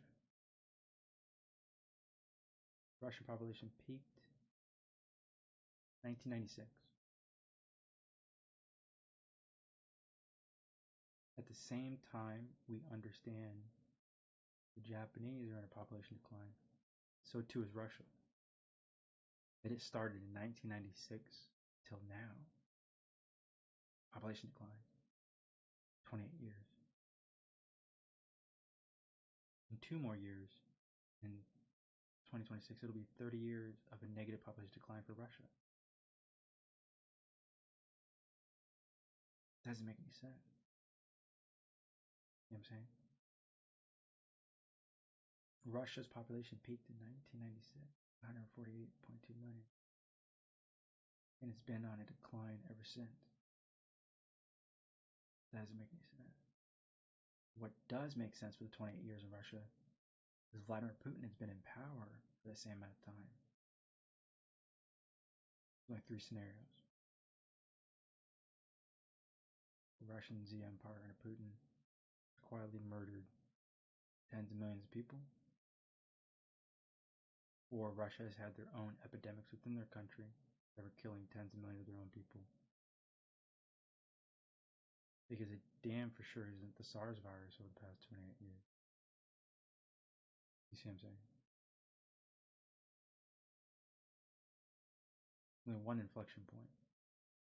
1996 till now, the past 28 years. It's been a dude who's been in power. Like a mafia warlord. Vladimir Putin, leading his Russian Z Empire. So how is it everyone in the world knows about Japan's population decline? Well, number 2 ally, the United States and Japan. Why doesn't no one know about Russia's population decline since 1996? Past 28 years. Their population has been stagnant. That's not possible. That's theoretically not possible. It's either man-made or nature-made to have tens of millions of Russians disappear. You understand? From 1996, the Russian population peaked. The past 28 years, it's been on decline. It should be breaking news. Guarantee you 99.999% of the world has no idea. Hopefully someone else already knows this before I did. Why is Google showing me that Russia for 28 years has a negative population decline, but no one knows about it? How is it tens of millions of Russians have disappeared? Either man-made or nature-made. Either Russia's had their own epidemics that have been killing their own people, and for some reason for 28 years we have no idea. There's only one person in power the past 28 years who's been in a position of power to inflict a lot of damage. It was Vladimir Putin. This shows there's a high probability percentage that he's quietly killed tens of millions of Russians.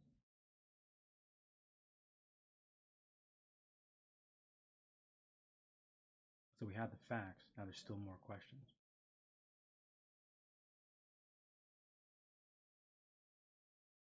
But I think we see it now. You know why I think we see it now? Russian Z Empire has quietly thrown away the lives of like 450,000 men.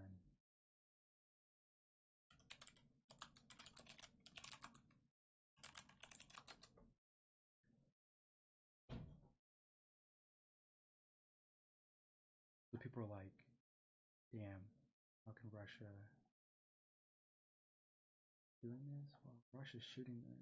Russia's now lost 447,000 troops as of April 7th. Past 24 hours, Russia's lost 820 troops.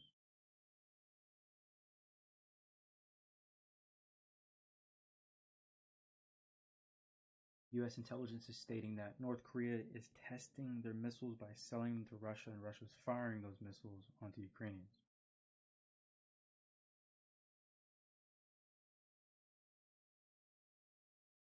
Russia's use of North Korean missiles in Ukraine presents an opportunity for North Korea to test its combat capabilities, but like not really. It's from senior U.S. officials.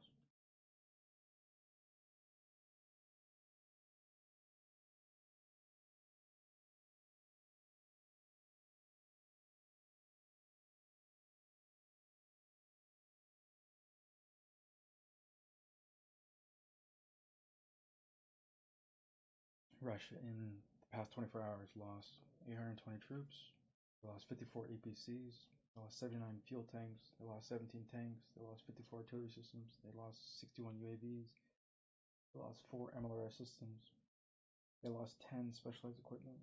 They lost 4 cruise missiles. Russia has already lost 447,000 men are dead. Not women, it is men. 447,510 troops. Basically 500,000 troops. It's going to become 500,000 troops because Russia just, this year, 2024, rallied another like 150,000 troops or something. Russia is bolstering another draft of like 150,000 men in 2024.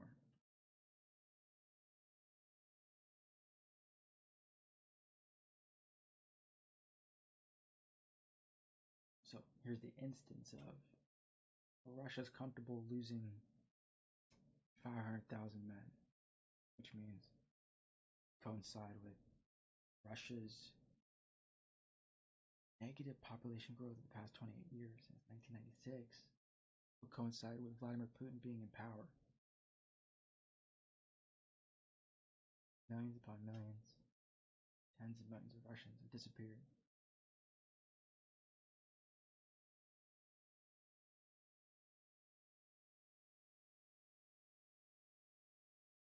Bad for Japan. I do believe the Japanese government is just gaslighting the world. They don't want to tell the world or tell their own population how many people died after the tsunami and nuclear fallout. It directly correlates and coincides with their population decline. In 2022, only 770,000 babies were born in the country. It's not enough for a country that has over 100 million people. They should have been having millions of babies, but the Japanese did not. They're saying all of the women born in 2005, 42% of them won't have kids.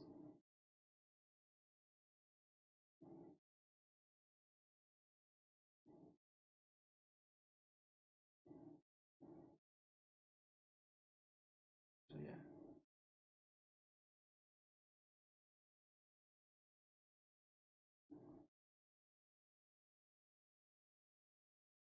But also their environment isn't conducive for like families.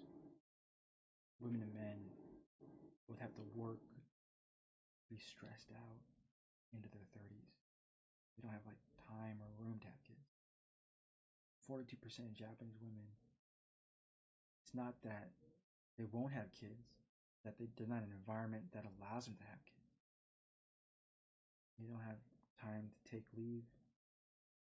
They don't have time for like maternity leave. And a loss of resources. But the damage to the Japanese population, rise of the 2011 tsunami, means the Japanese government is gaslighting the world about how people died during the nuclear fallout and the tsunami in 2011. Killed so many people, the tsunami and the nuclear fallout, that most likely caused negative population decline for Japan. Japanese. How bad it is. Macro. And from 1996 till now, only thing we have from Russia that would cause their negative population growth. Damn, it looks like it actually started in like 1994. So for Russia, from 1994 till now, fuck, past 30 years, they've been in a population decline.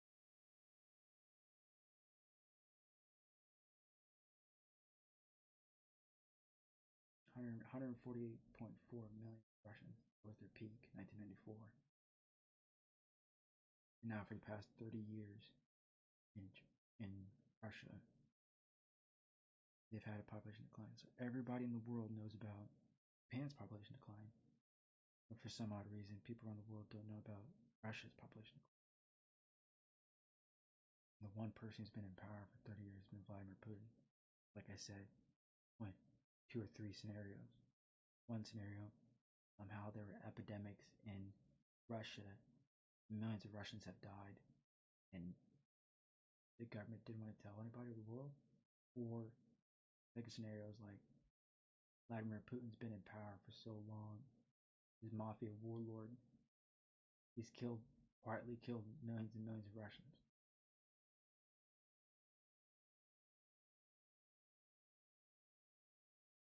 Only two scenarios. There's no third.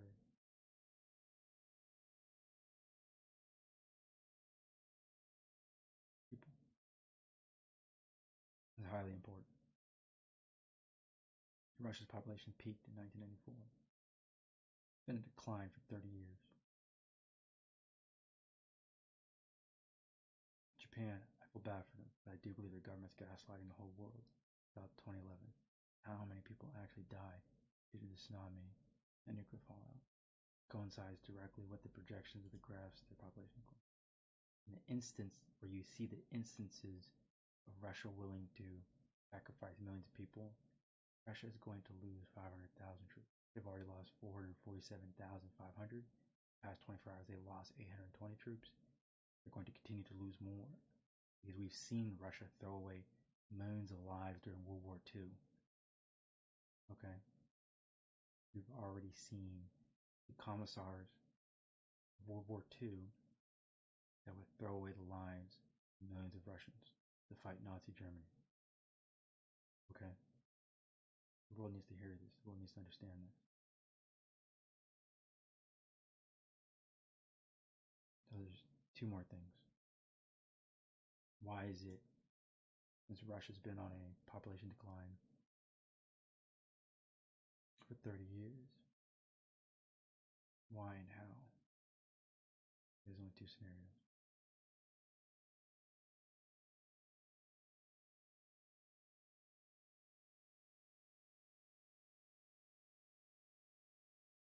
It's a sad state of affairs when you realize that the same Russian government decades prior,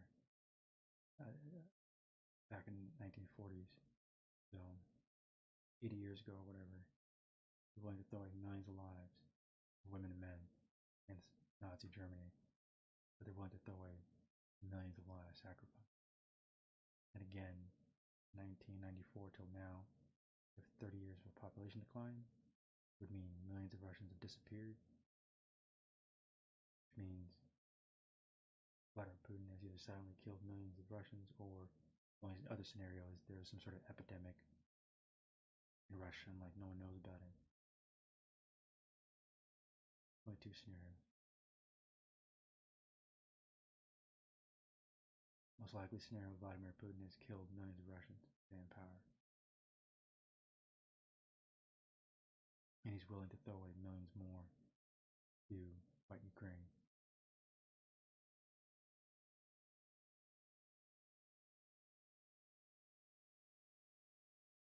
Remember when I told you in Russia, that was on a different video for this year, for posterity, for anyone that watches the other videos before they disappear after 60 days or whatever.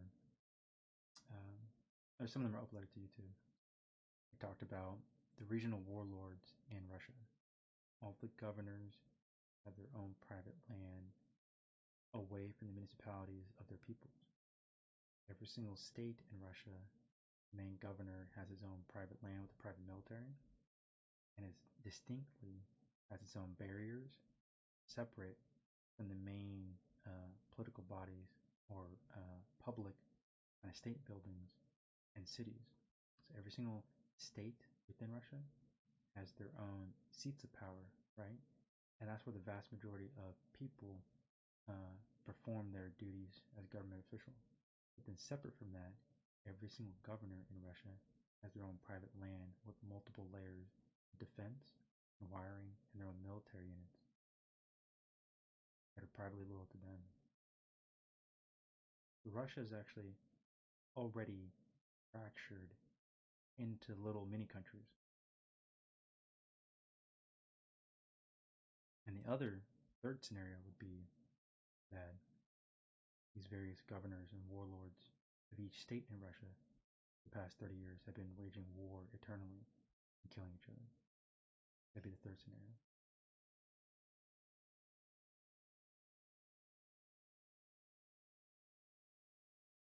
think we would have seen civil war or internal conflict from a journalistic standpoint, which would mean it goes back to the first scenario.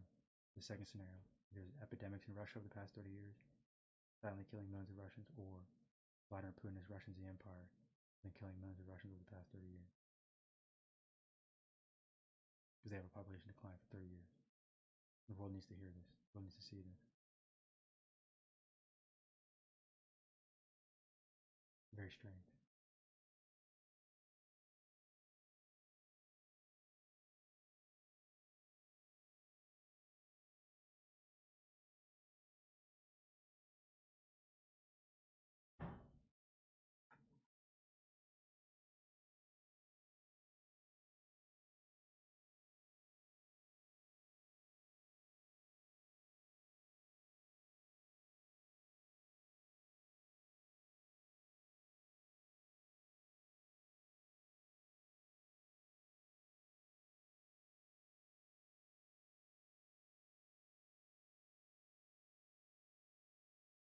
Yeah, should be sad. Sad news. Sad news.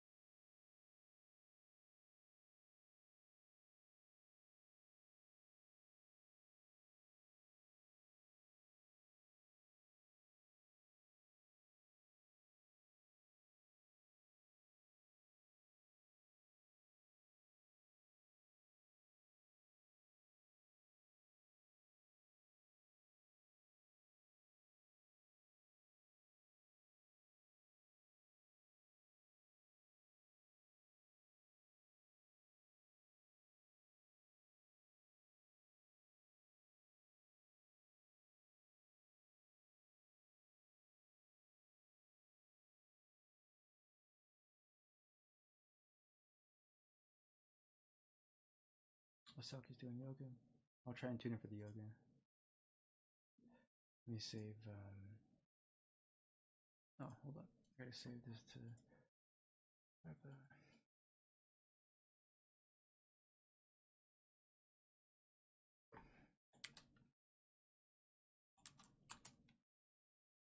Did I close this or did I?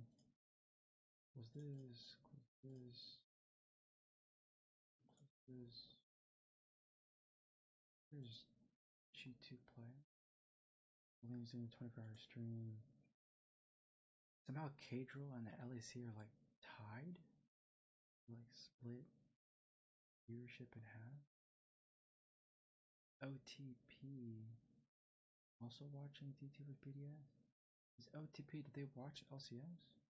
And for some reason, LVPES is watching T2 with BDS. Did they also watch LCS? I find that interesting.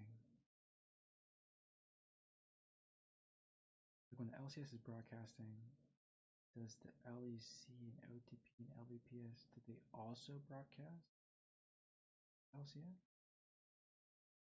You see what I'm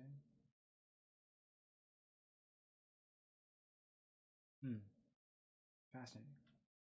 Like the LVPS, OTP, Cadril, and LEC are all now. I mean, they're all streaming G2 versus BDS game. It's like 4 media groups. I'm like, does the LEC, do they broadcast Cadril, broadcast LCS? That's up to him, it's his prerogative. But does the OTP and the LVPS, they also broadcast LCS?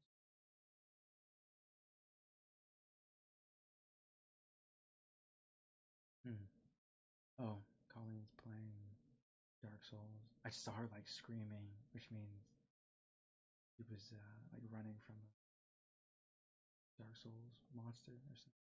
Boss. There's a giant dragon. I just saw in the corner of my eye. A giant world boss or something. She's going with like a 2-sword combo. Game looks cool. Never played it. Never played any of the Dark Souls games. I don't have time. Different video games. A lot of video games. There's so many video games, not enough time to play. Like here's Rust. Never played Rust. Don't have time. Yeah. NHL 2024. I just don't have time.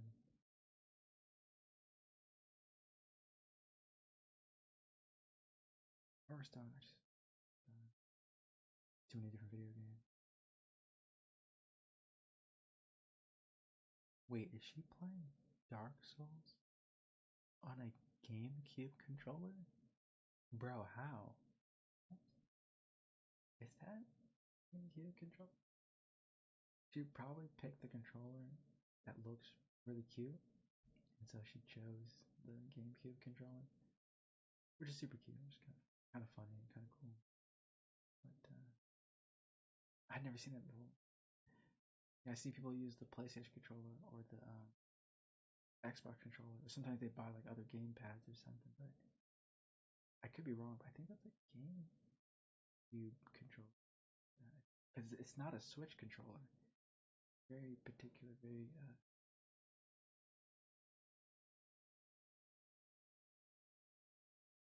I bet. You know, if Colleen has a GameCube controller, why does she? I wonder if she plays Nintendo Switch. There's a lot of party games on Nintendo Switch, so if you ever wanted to broadcast Nintendo Switch, I think you can, right? Then you can like play all the various, you know, Nintendo created a lot of party group kind of games. You know, we could play like 4 people, 8 people, or 16 people. You know, I did that on purpose because Nintendo Switch is trying to make sure that you can, what's it called? Play with family and friends or play as a family unit.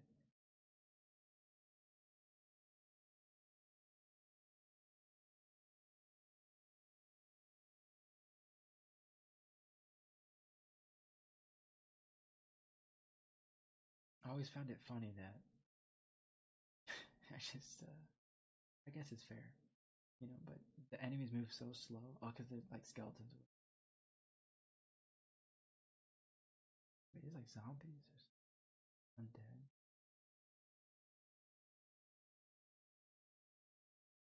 Bro, these dudes are just. Wait, did something just hit the zombies? Bro, what in the hell is that thing, bro?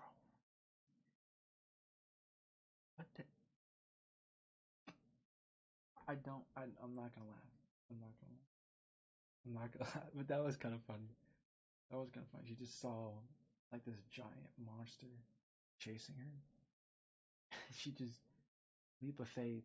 She just said, "Ah, fuck it," and then she just. But it goes back to Colin. She's always pretty brave and pretty bold. She's like,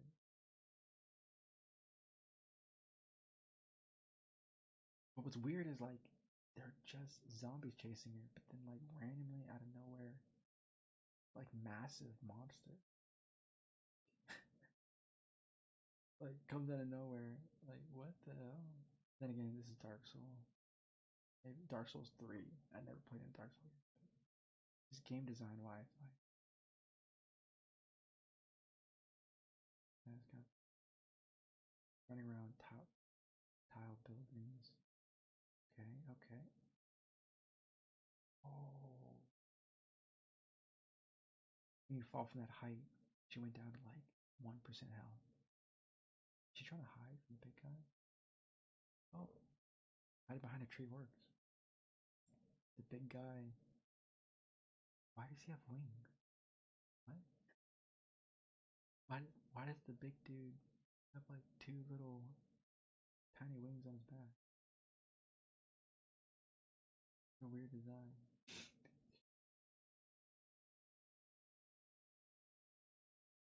I'm not saying anything, but all those soldiers that are just kind of like laying around with swords in front of them look like they animate and move. Like all of these kneeling soldiers, right? Yeah, they just. Oh, oh, did she get out? Oh, actually got scared. I don't have her volume on. I bet.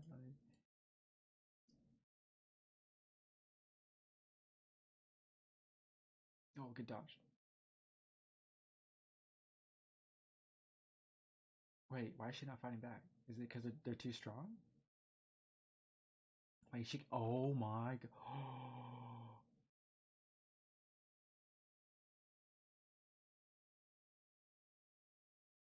Did her character scream when it died?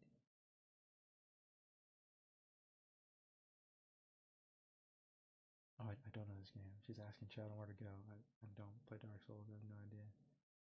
That's a giant maze. She's running around the game. Or playing Dark Souls. She's trying to get somewhere, but this game looks like a giant maze. I have no idea. All the buildings look the same in Dark Souls 3. Like, they all have this European look, but all the building angles look the same to me. It's the same brick and wood and like shape design. Oh, she can like 2 hit him, 3 hit him. I Interesting. Wonder why she felt like he was running when she just like 3 hits him. She's not blocking? Is there a block in the game? People blocking? So she can 3 hit them. She hits them 3 times. They die. She's running? And I don't know if there's any kind of blocking mechanic. If you can block or have a shield or something. But, I don't know. I don't play Dark Souls.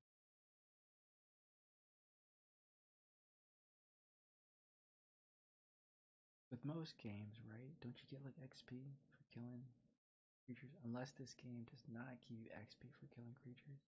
And she's just running. In RPGs or whatever, you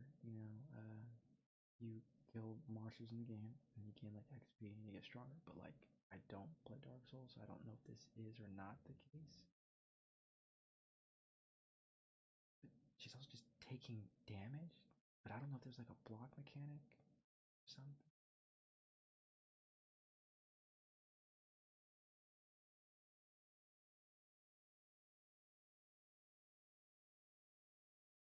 Hmm.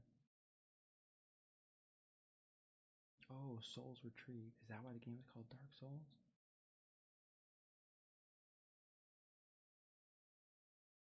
But why is it the collecting of souls considered Dark Souls? That make no sense. The game should be called Soul Collector. Or maybe call the game Soul Retriever. Or call the game Redeemer. I don't know if there's not a block mechanic in the game. I don't know. I don't play Dark Souls. But, I call it Dark Souls. You're collecting souls. The game could be called Soul Retriever. Or call the game Retriever. Call the game Redemption. You know? Why is it the collecting of souls is dark? Like it's bad. You have to do it to get strong in the game. Who is the game devs? Made Dark Souls? Like what?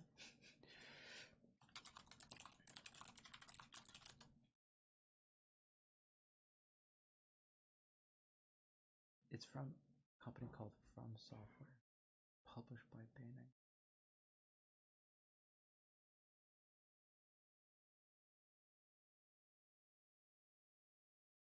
From Software, Japanese video game company.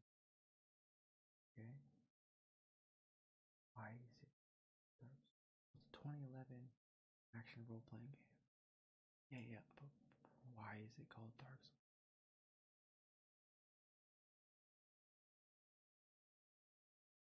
Yes, we assume the role of a cursed undead character begins his pilgrimage to discover the fate of their kind. Your character undead. Okay? The being undead is not a proper title and call it Dark Souls.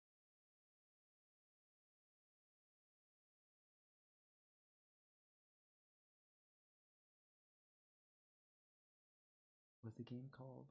Artorias of the Abyss? Artorias of the Abyss? No, some sort of content pack.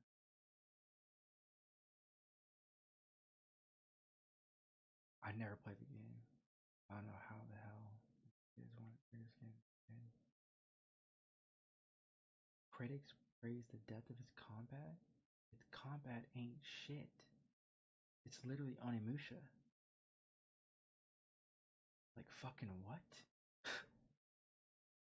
The fucking audacity. What? They didn't reinvent the fucking wheel. They didn't do jack shit.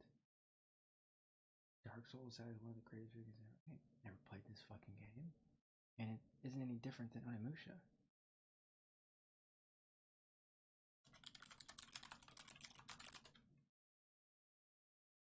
Onimusha is it's like a 2001 video game.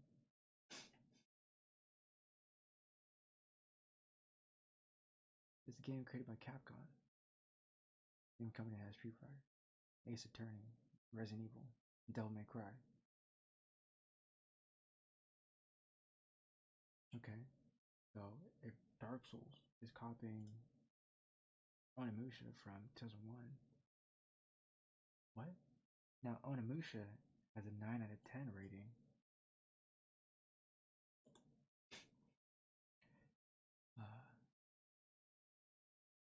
Yeah. Metacritic, they give it a 71 out of 100. Okay. DCG call it 8 out of 10. Alright. 4.4 out of 5, which is like an 8.8 from GameStop. So GameStop gives it 8.8 out of 10. Nintendo.life gave it 8 out of 10. Onimusha on the Switch. People can play the game on the Switch. Onimusha's first 20 minutes on the Switch. But hold up. Yeah.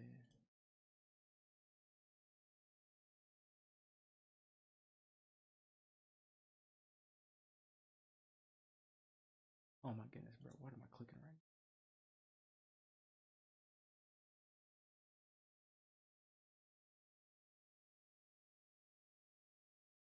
So 2018.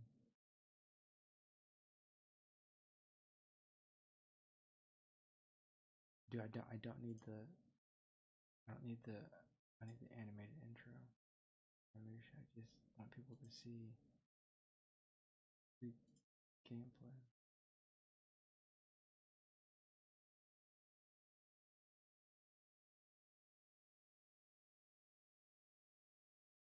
I just want to show y'all.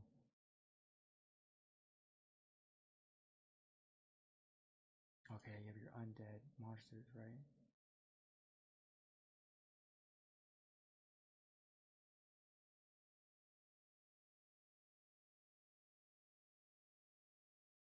And then I'm like, okay, let me look at Dark Souls. It's literally just Onimusha. Like 20 years later.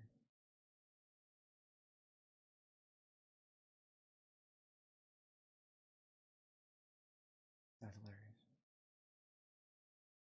That's hilarious. So, the audacity for them to say Dark Souls is like the greatest video game ever. Critics, depth of combat, like, bro, that's hilarious.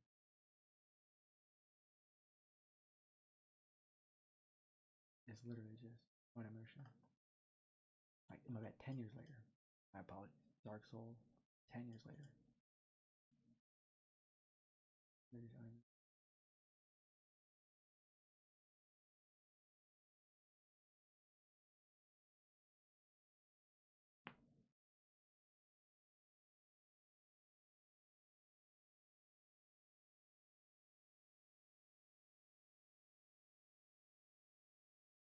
Yeah, it was on the PS2. People are playing on the Nintendo Switch.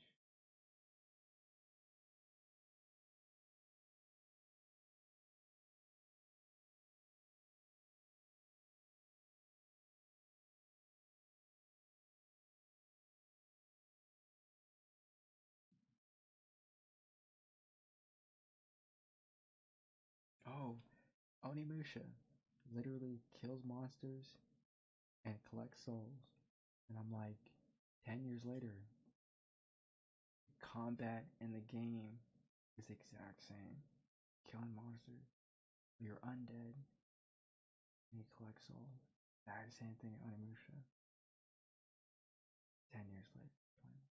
And Dark Souls 3, it's like 20 years later. You took the concept from a Capcom game in 2001. They've been milking it for 14 years.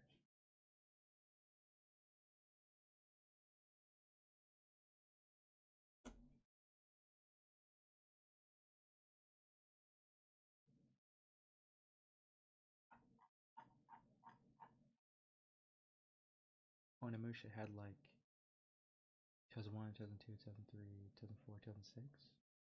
Like 6 different games. And Dark Souls 3 has 3 games, but ultimately,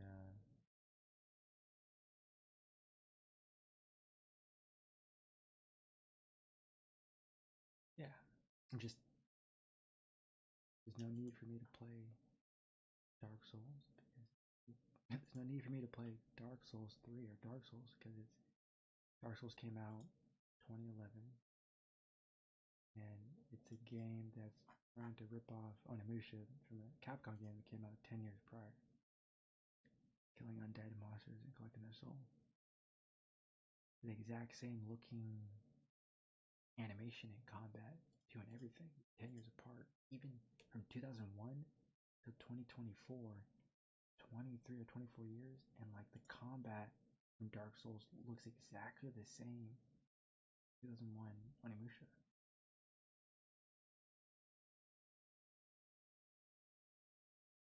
Yeah, I mean, Paulina will, she'll enjoy the game. She's having fun. She's playing the game. But go.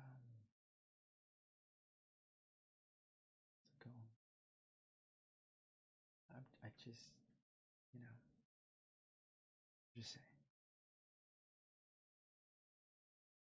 She would probably have more fun playing Onimusha. It's the original game on Nintendo Switch. That's probably the best way. 2001 Onimusha and 2011 Dark Souls, exact same thing. The way they run, the way they fight. They both collect souls. They're fighting undead. Bosses, the same kind. Oh.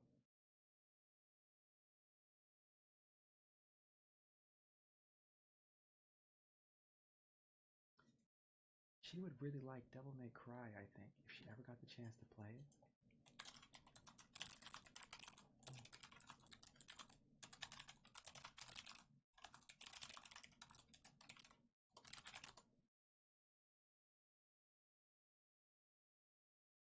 I think she might like the Devil May Cry series, a video game.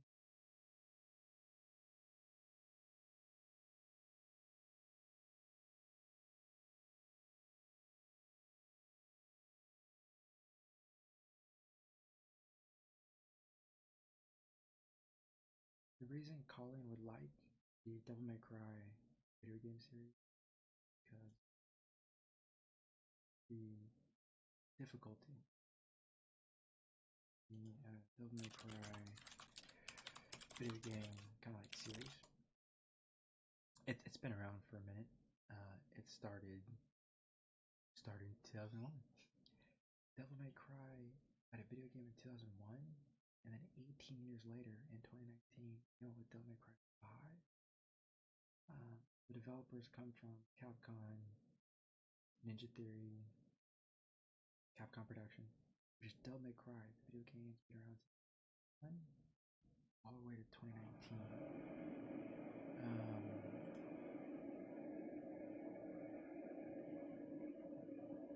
Damn, bro. Steam says Devil May Cry is 10 out of 10. What? What?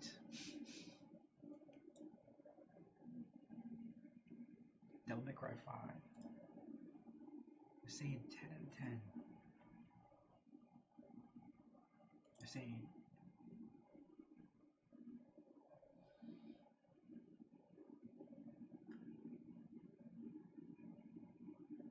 whoa.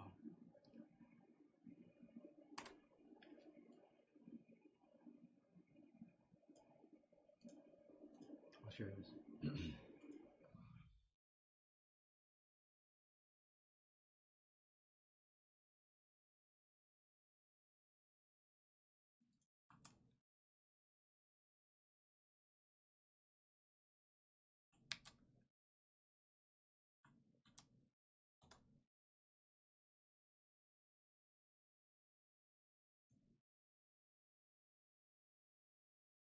I did not know that.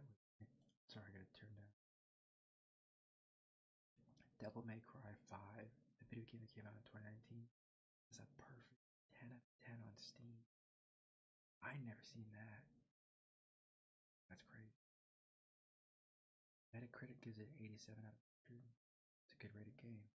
IGN gives it a 95 out of 100. IGN gives it a 9.5 out of 10. It's damn near perfect. Steam is saying the game is perfect. And Google, I can't upvote it because I didn't play it. It's a 96% out of 100 on Google. That means like everybody loves Devil May Cry. This game, Devil May Cry series, is set several years after 4. So Devil May Cry 5 takes a time jump.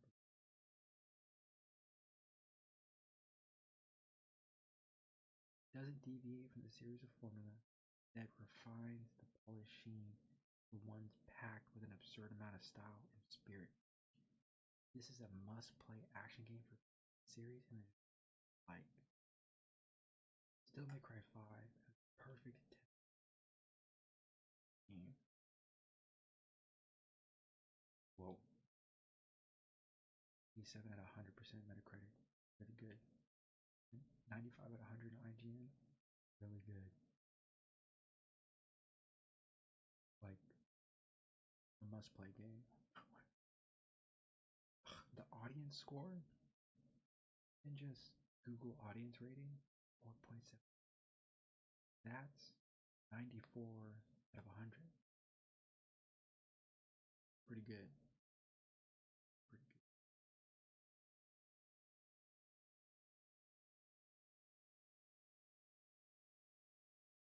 I never played Devil May Cry. Even IMDb, for almost 3,000 votes, they gave it 8.5 out of 10. Still hella good. GameStop gives it a 9.2 out of 10. Really good. Another Metacritic said the special edition, 9 out of also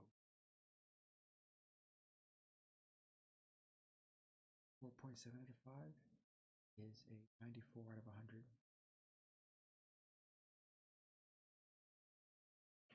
Also really good.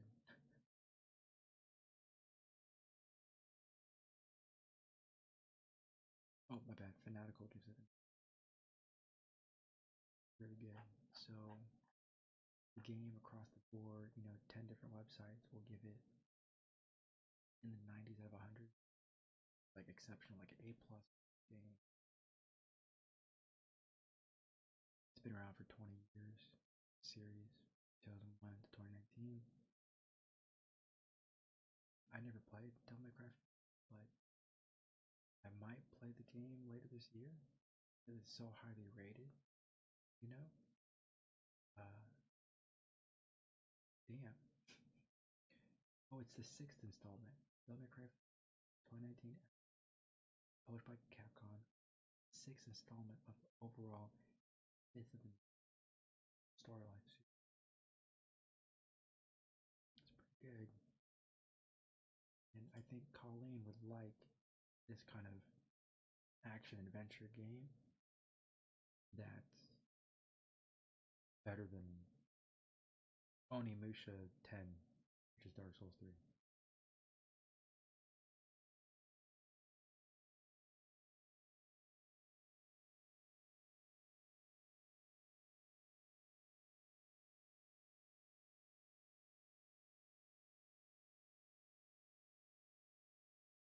assessment.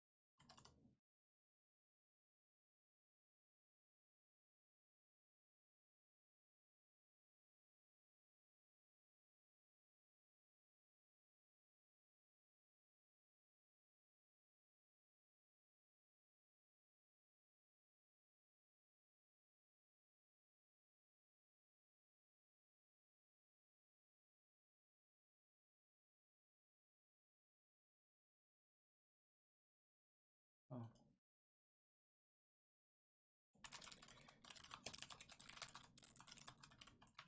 Hmm.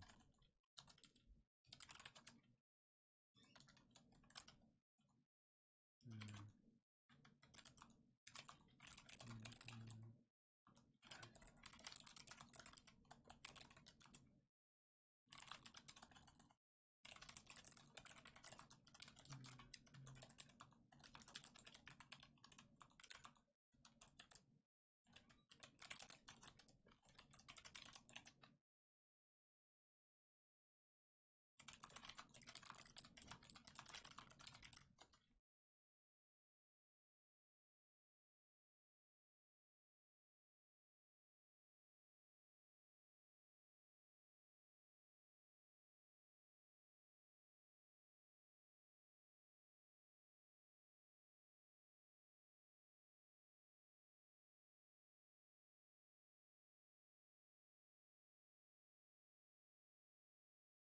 One day, Dr. Corbett, Kazmika Corbett, writes a autobiography. We read as a people.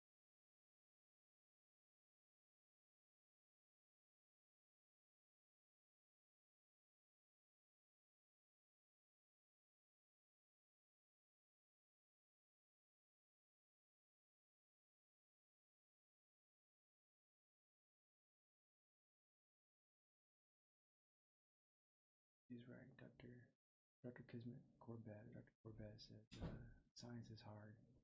Discovery can be daunting." He's correct. Scientific achievements are visible. They look like we live perfect lives, but in reality, any success comes glass ceilings to break. She is correct. Oh, 5 lessons of resiliency in China. Here are the 5 lessons for building uh, resilience in science that I've learned in my find myself in my these. Number one, own your dreams. Others will have well-intentioned dreams for you. You have to own what you want to do and work for. Two, don't let failure stop you. Little known fact. I didn't get into top graduate schools the first time I applied, but I've never realized this blessing in disguise had I given up on my dream to become a scientist with the first setback. Persevere. If it, don't stop. Number 3, let the science lead. This lesson that led to the creation of the COVID-19 vaccine. That historic feat was only possible because of 5 years of work we had done, which included identifying mRNA as the optimal vaccine platform for coronavirus pandemic. Following the science led us to an answer. Grow with your dreams. Dreams aren't static. They evolve as you learn, grow, and change. The pandemic opened my eyes to how deep understanding of public health would increase the reach of my science. I decided to pivot. Now I do research that benefits the world and communication that increase scientific understanding and trust. Number 5, rest. Before you reach the unavoidable point of exhaustion in your career, it is essential to define what rest means for you. For some, rest means spending weekends unplugged to reset. For many, rest means the occasional vacation or small day. Prioritize rest to be able to go the distance in your career. Read my full article in the Journal of Infectious Diseases. Link in the bio. She is correct. She is correct. She represents the best of us and humanity as a whole. Brilliant beyond measure. Single-handedly saved the lives of hundreds of millions of people to billions of humans, creating mRNA vaccine. The mRNA tech wasn't complete. It was sporadic, and they didn't quite hone the techniques. And so, with her breakthrough, it opens up a whole new field of science.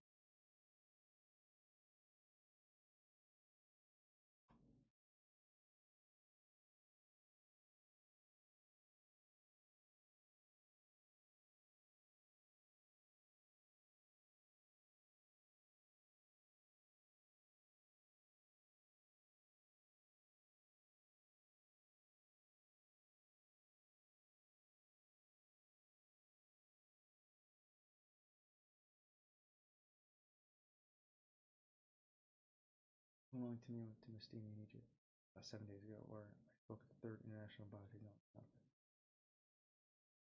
She represents the best of Americans, the best of humanity. Ambassador of our excellence, scientific achievement, and the world owes her our most profound thanks. Without her breakthrough in scientific achievement at the age of 36 2 years ago, the world would be in a worse off position than it is today.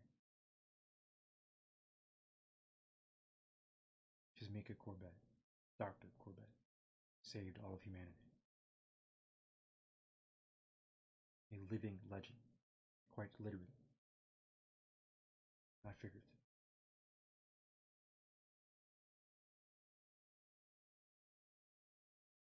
There's only 9 black women who have transformed health and wellness throughout history. Despite being outnumbered in the health and wellness fields for generations, black women have still managed to be at the forefront. It's been a whirlwind of celebration and reflection on the past 2 months. Thank you to every child who featured me on their school project, media outlet for shouting me out. Rio certainly brought me to tears, mentioning my work in connection to the list of the 9 black women who have transformed health and wellness throughout history. All of human history. As the article says, I stand on the shoulders of black women who came before me that broke historic ground in health and wellness. I was dreaming of becoming a scientist. I certainly could not imagine they side by side with Harriet Tubman. Because the black women shouted out in this piece. Mary Gore, Tracy Collins, Nat Ministry, Rita Son, Hildreth, honored to be alongside. Oh damn. Every black person and every woman, don't forget you can make the other month yours. Being historic in your own way, regardless.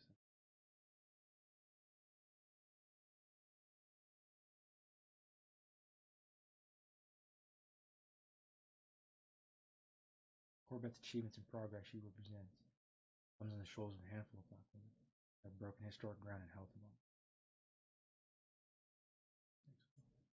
She is the hero.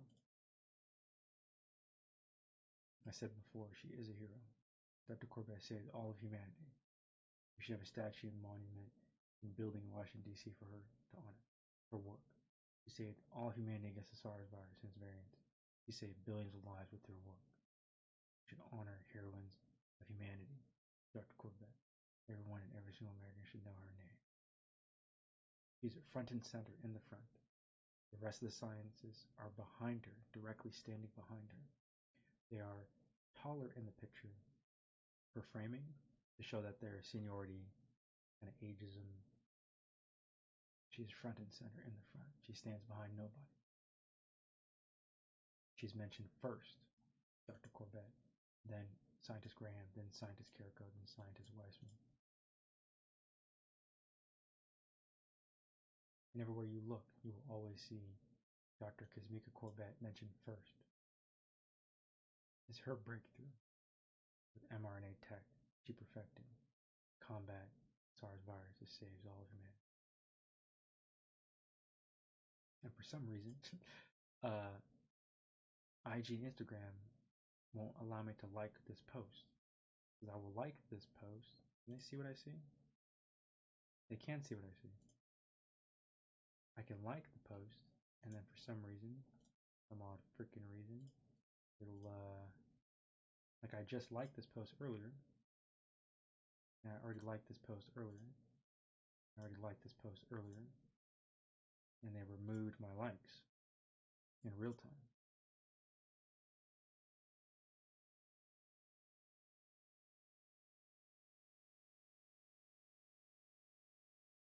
My bad.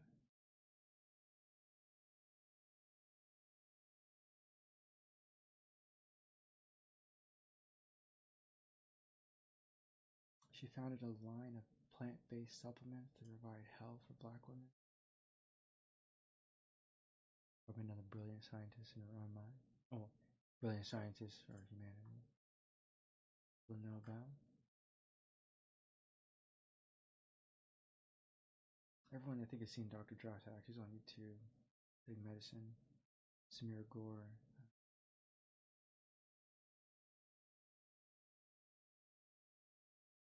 Probably also doing really good work in her field.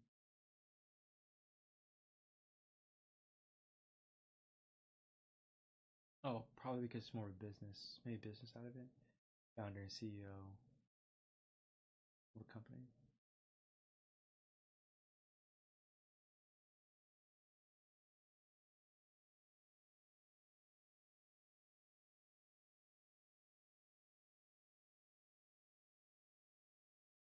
Cool. Casey Collins. Growth strategist for women.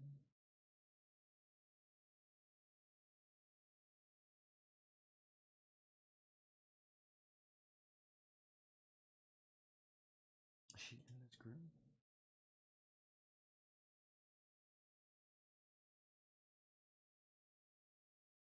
Oh, but specifically her field in the helping of black women.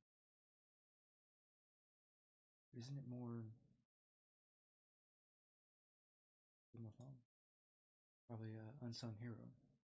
You know her story. Ministry.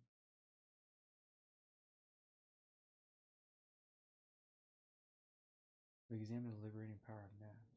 The originator and creator of rest is resistance. It's probably another, I don't say philosophical point of view, but probably is of course evidence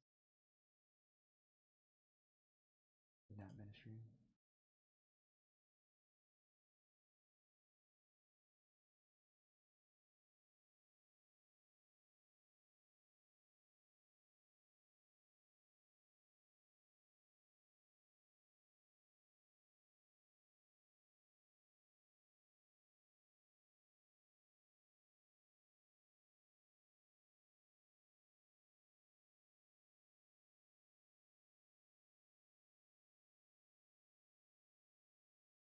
Sure, I'll check out more of their work.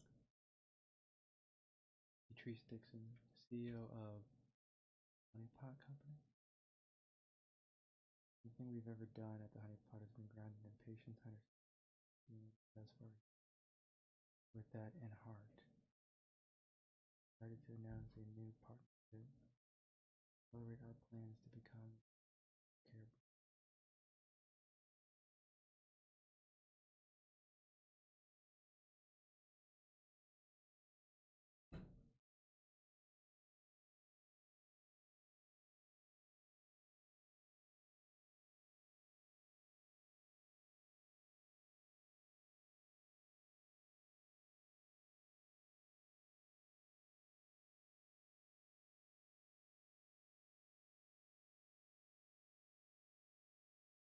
Something very specific.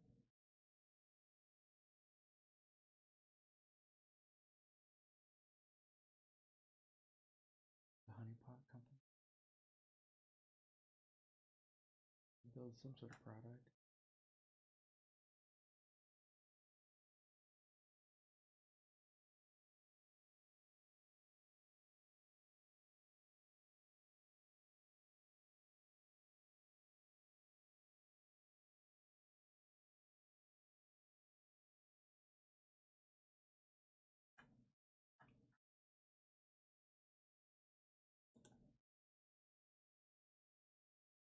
Oh, plant-derived personal care system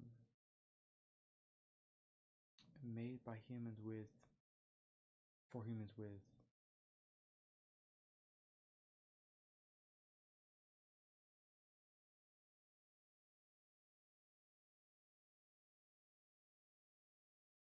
They created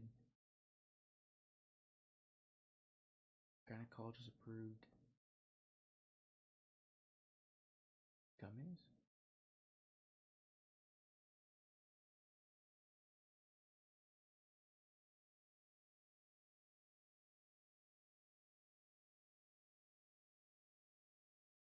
Oh, the Honey Pot Company designed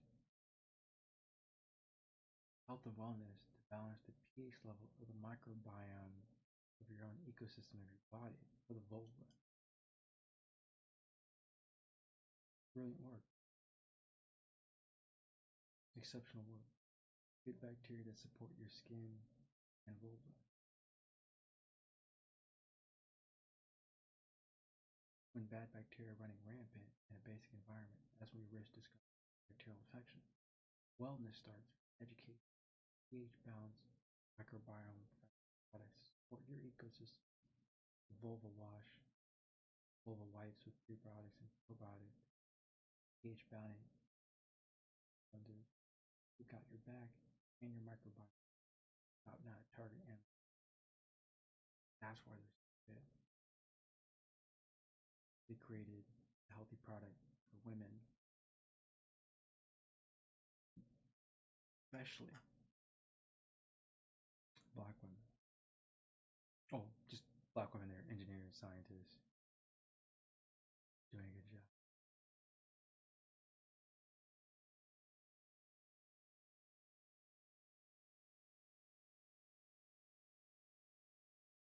Oh, there are. There's designated pH levels on the body.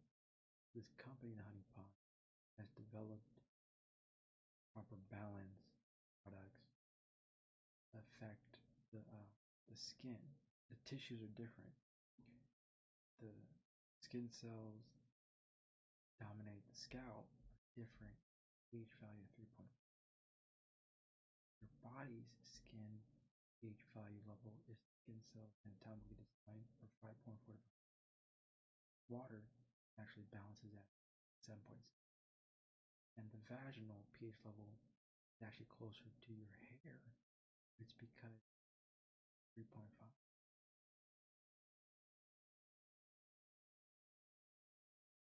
Your body is an ecosystem with various microbiomes. They have different pH levels for optimal health.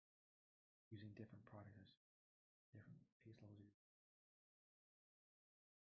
So, perfect product to help balance out the biome of bacteria in your skin and your hair. Not only like a hair wash, but like a skin wash. Body cleanser and heals the body. vulva area of your body is another set of skin cells because it protrudes outside of the body, but it's still next to the body.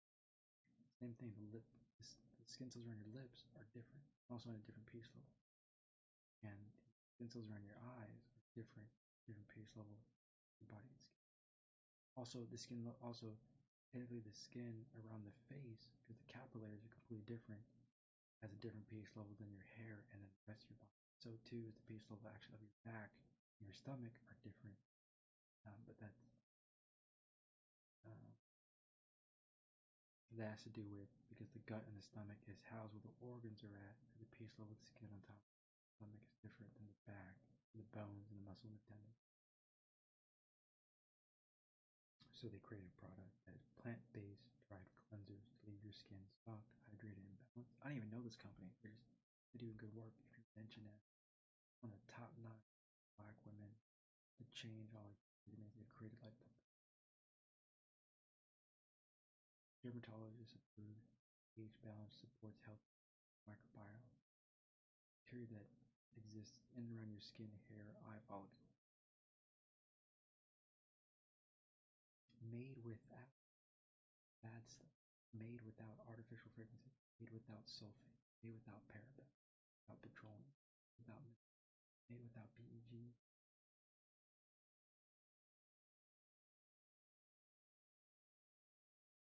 Good work.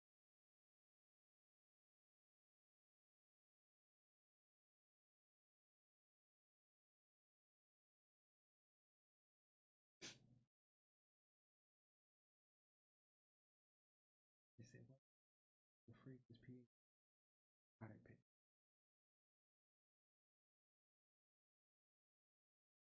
pH is a scale, a way of describing it is acidic, neutral, or in and on your body.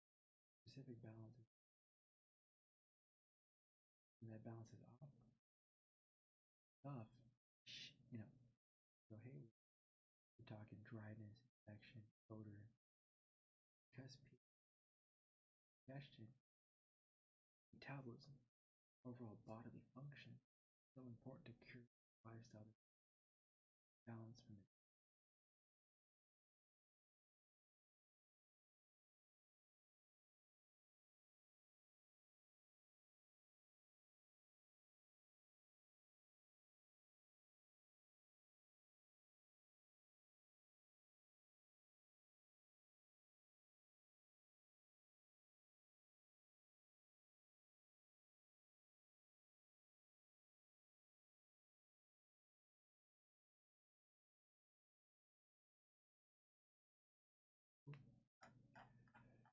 Good work. Good company, good product. Future Stiction CEO of probably helped save the lives of millions of women. Creating a product that helps protect your hair, skin, both. Incredible work. Absolutely. Nice. Good shit. Exceptional. Well done. Done.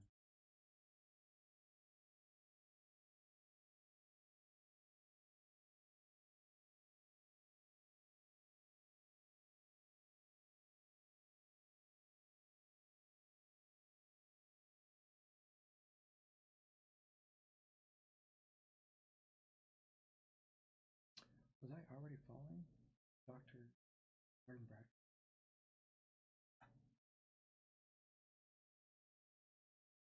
I totally forgot. My apologies.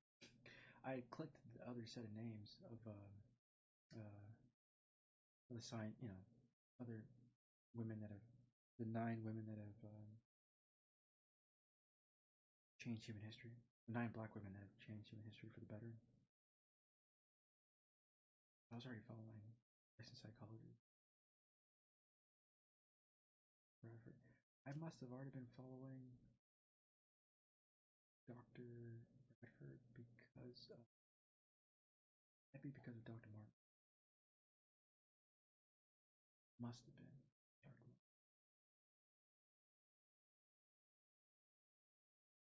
I don't randomly follow psychologists. It had to been, I'm guessing Dr. Morton had mentioned this was somebody we should follow. Followed her. It has to be.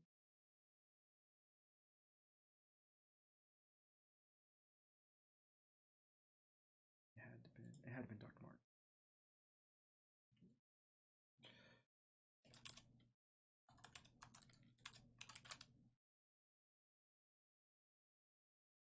Dr. Raquel Martin, PhD.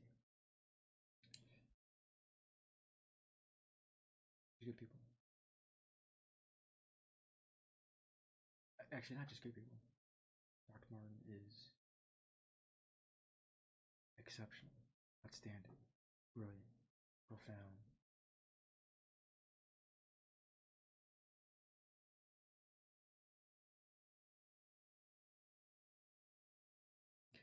This video she has 2.6 million views.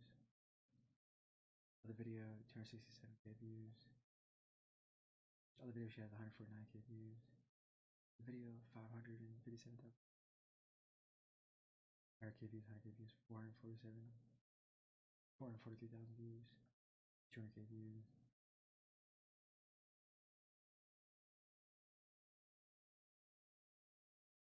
Okay, views. 500k views. But not just to hear, but 10,000 likes on here.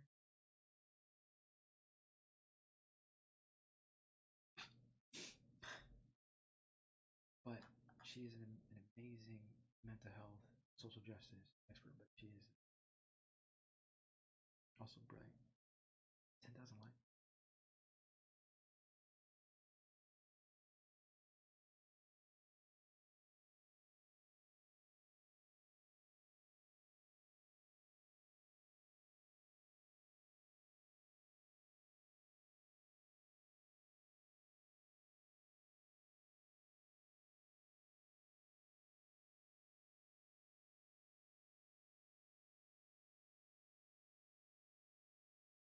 She's right though. She's right though.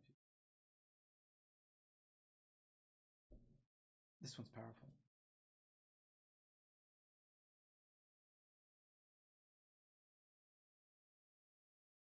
Good word. She's right. 13k views on 30k likes. I'm just talking about the psychology of.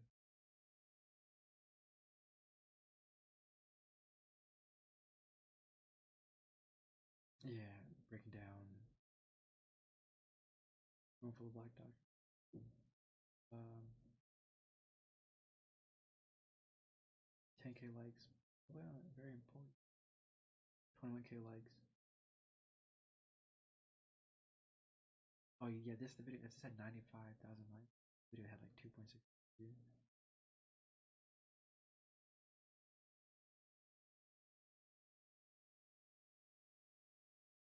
Also important. 14k likes.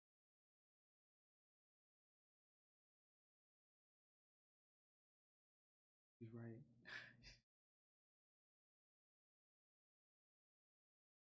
Important topic. The video had a lot of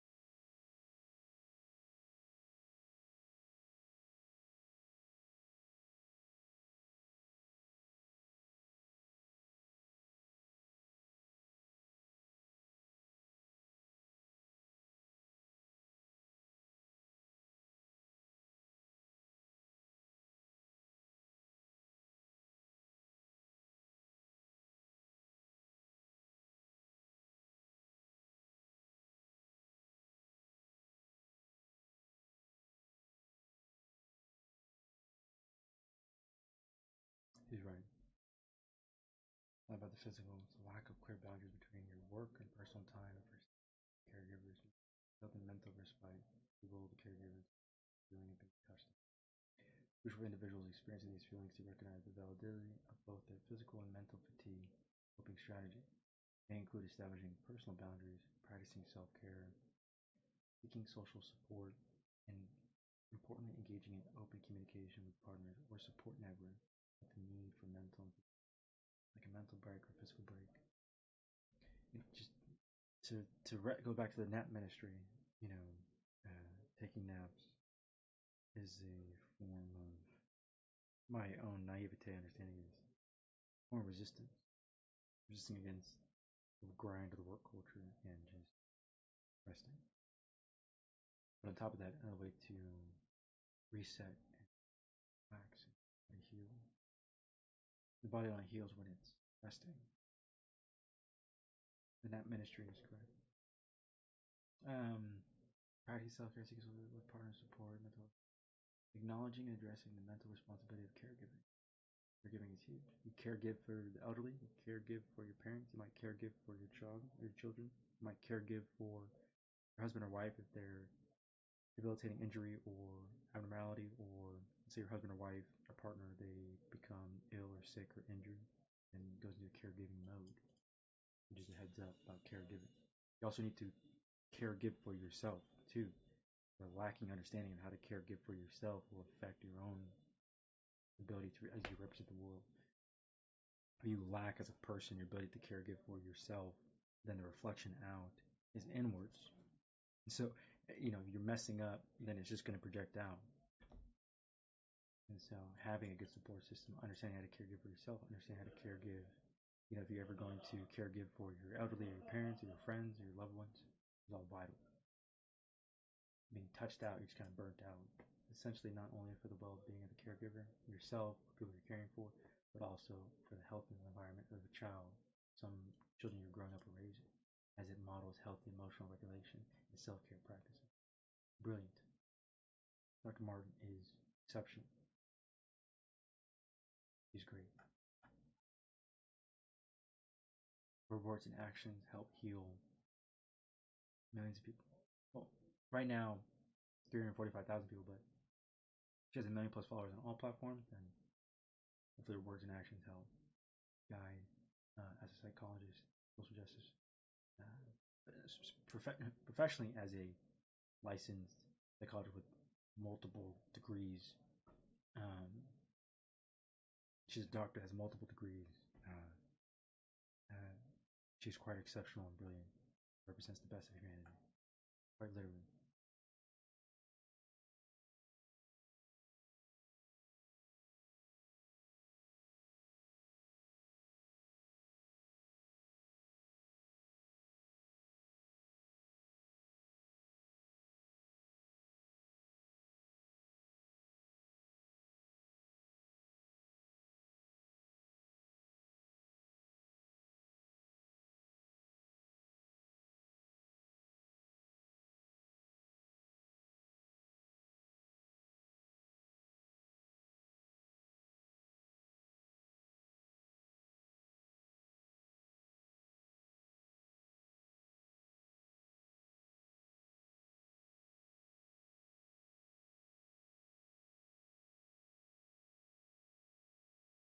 Whoa.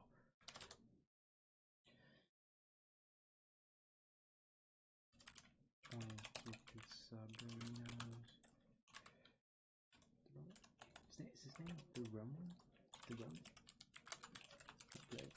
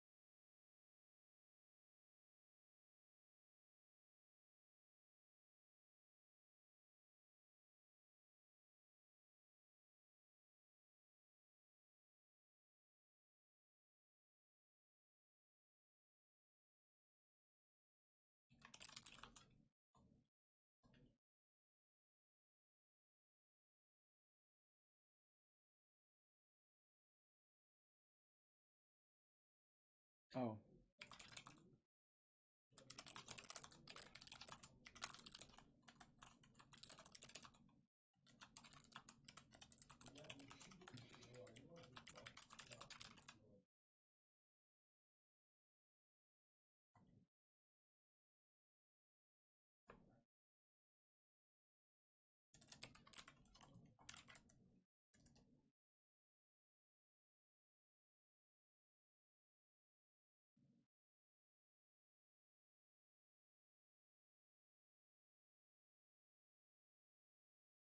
Oh. Mm.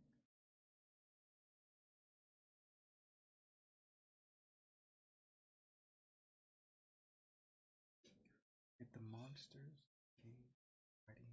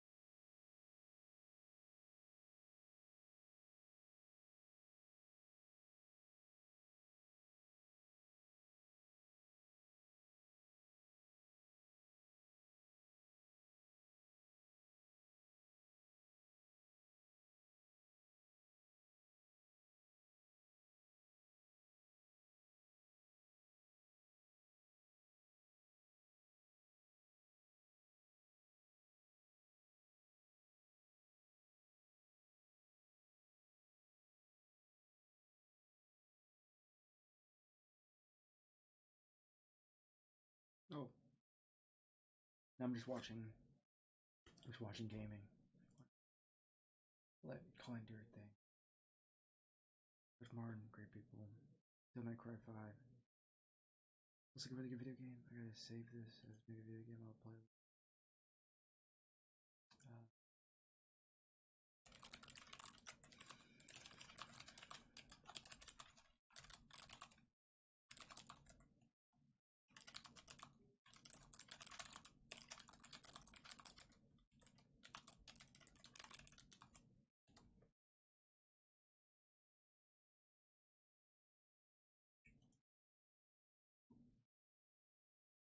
oh.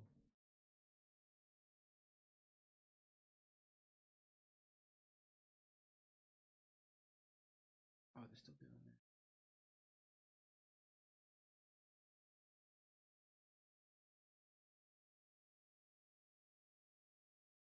Oh, G2-1. 3-2, 3-1. And,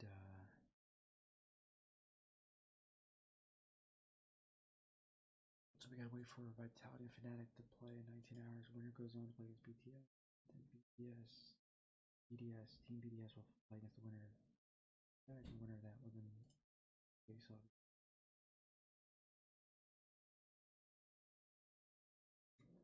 Why is this best of 5? Best of, like these aren't. Hmm?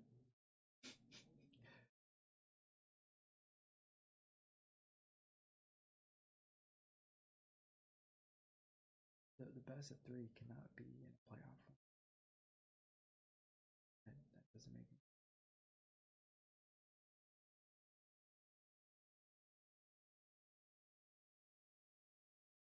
Cannot be having best of 3 games to determine their.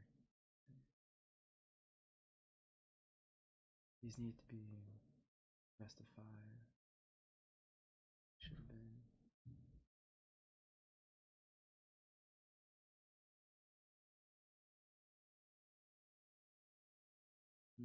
Very strange. All these games should have been best of 5.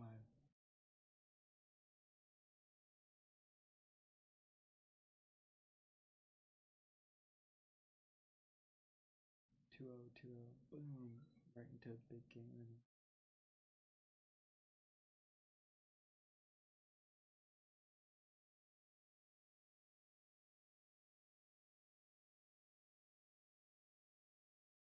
Fnatic is supposed to be tied in their region, but like they don't play game. Play 9 total games. I don't think anyone's regular season should.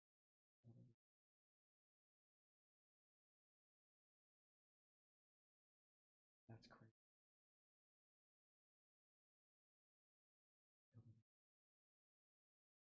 The regular season should have been.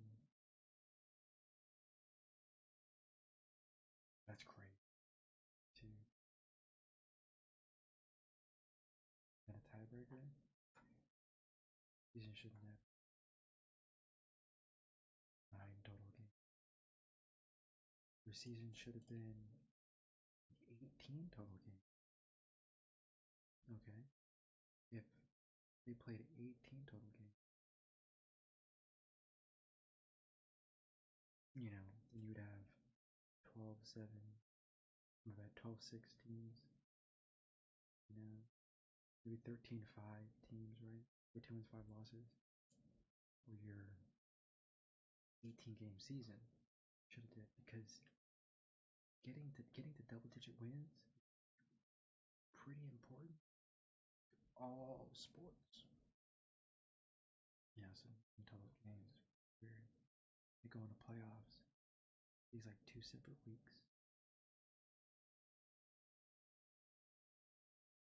Really close time frame. Doesn't make any sense. Seems to be best of 5. And now they're just now this match. Here.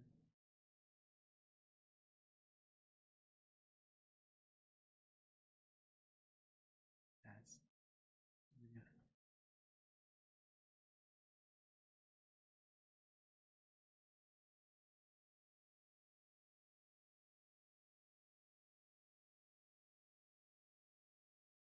I don't know. I still think if this is the best of 5, G2 wins 3-1. Maybe they go the distance and play 5.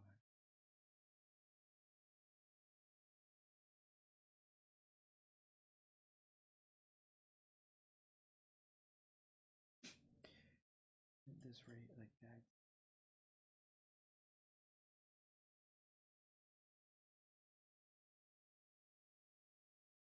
I appreciate them showing the pentacles. But this page should also show, this should show the quadrikills. Pentacles are already hard. So it happen when some people caps did it with different names and characters. But kill as like the next one down. A little more important, right? And 4 kills. They should show that. Maybe on a different site. Stuff like that. Annotate and highlight. Getting the quadra kills already hard. Getting 5 kills in the opponent, you know, it's 5v5 combat. So it's super hard to get, but anytime you get a quadra kill, like 4 kills, it happen more than often, right? But you can also highlight that, annotate that for the season, which is would also show how strong certain teams are, right? But I'm gonna cut the stream now because it's just 12:30 p.m. But I think I saved the world with 2 videos today. So we'll leave it at that.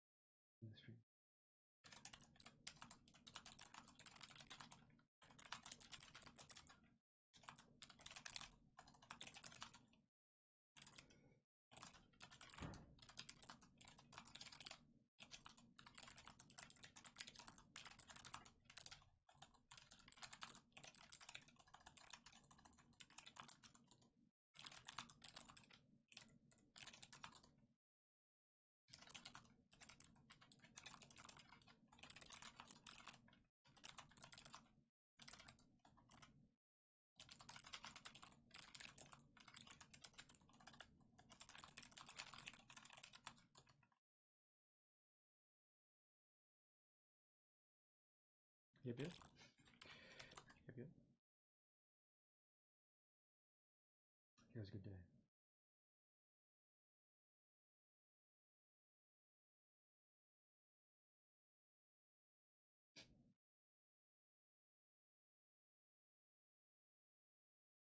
I left this freaking thing on. That's fine. Oh, I'm not. That's fine. Paying attention.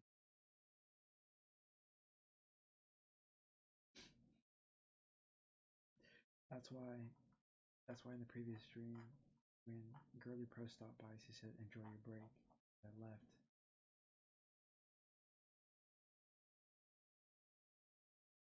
I left the break sign up.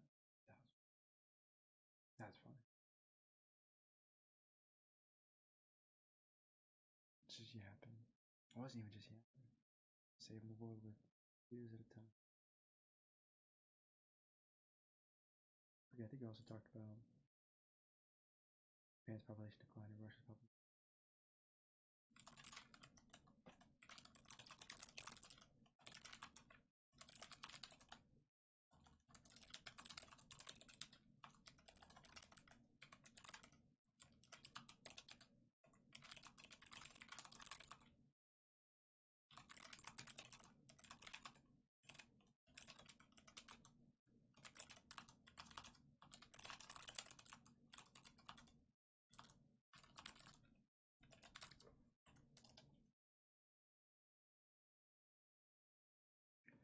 I forget. Yeah, I forget if I was talking in this video or the previous video about Japan and Russia's population decline. It's vital that humanity knows what is occurring because in 40 years, 2016, Japan's gonna have 50% less. Extremely sad.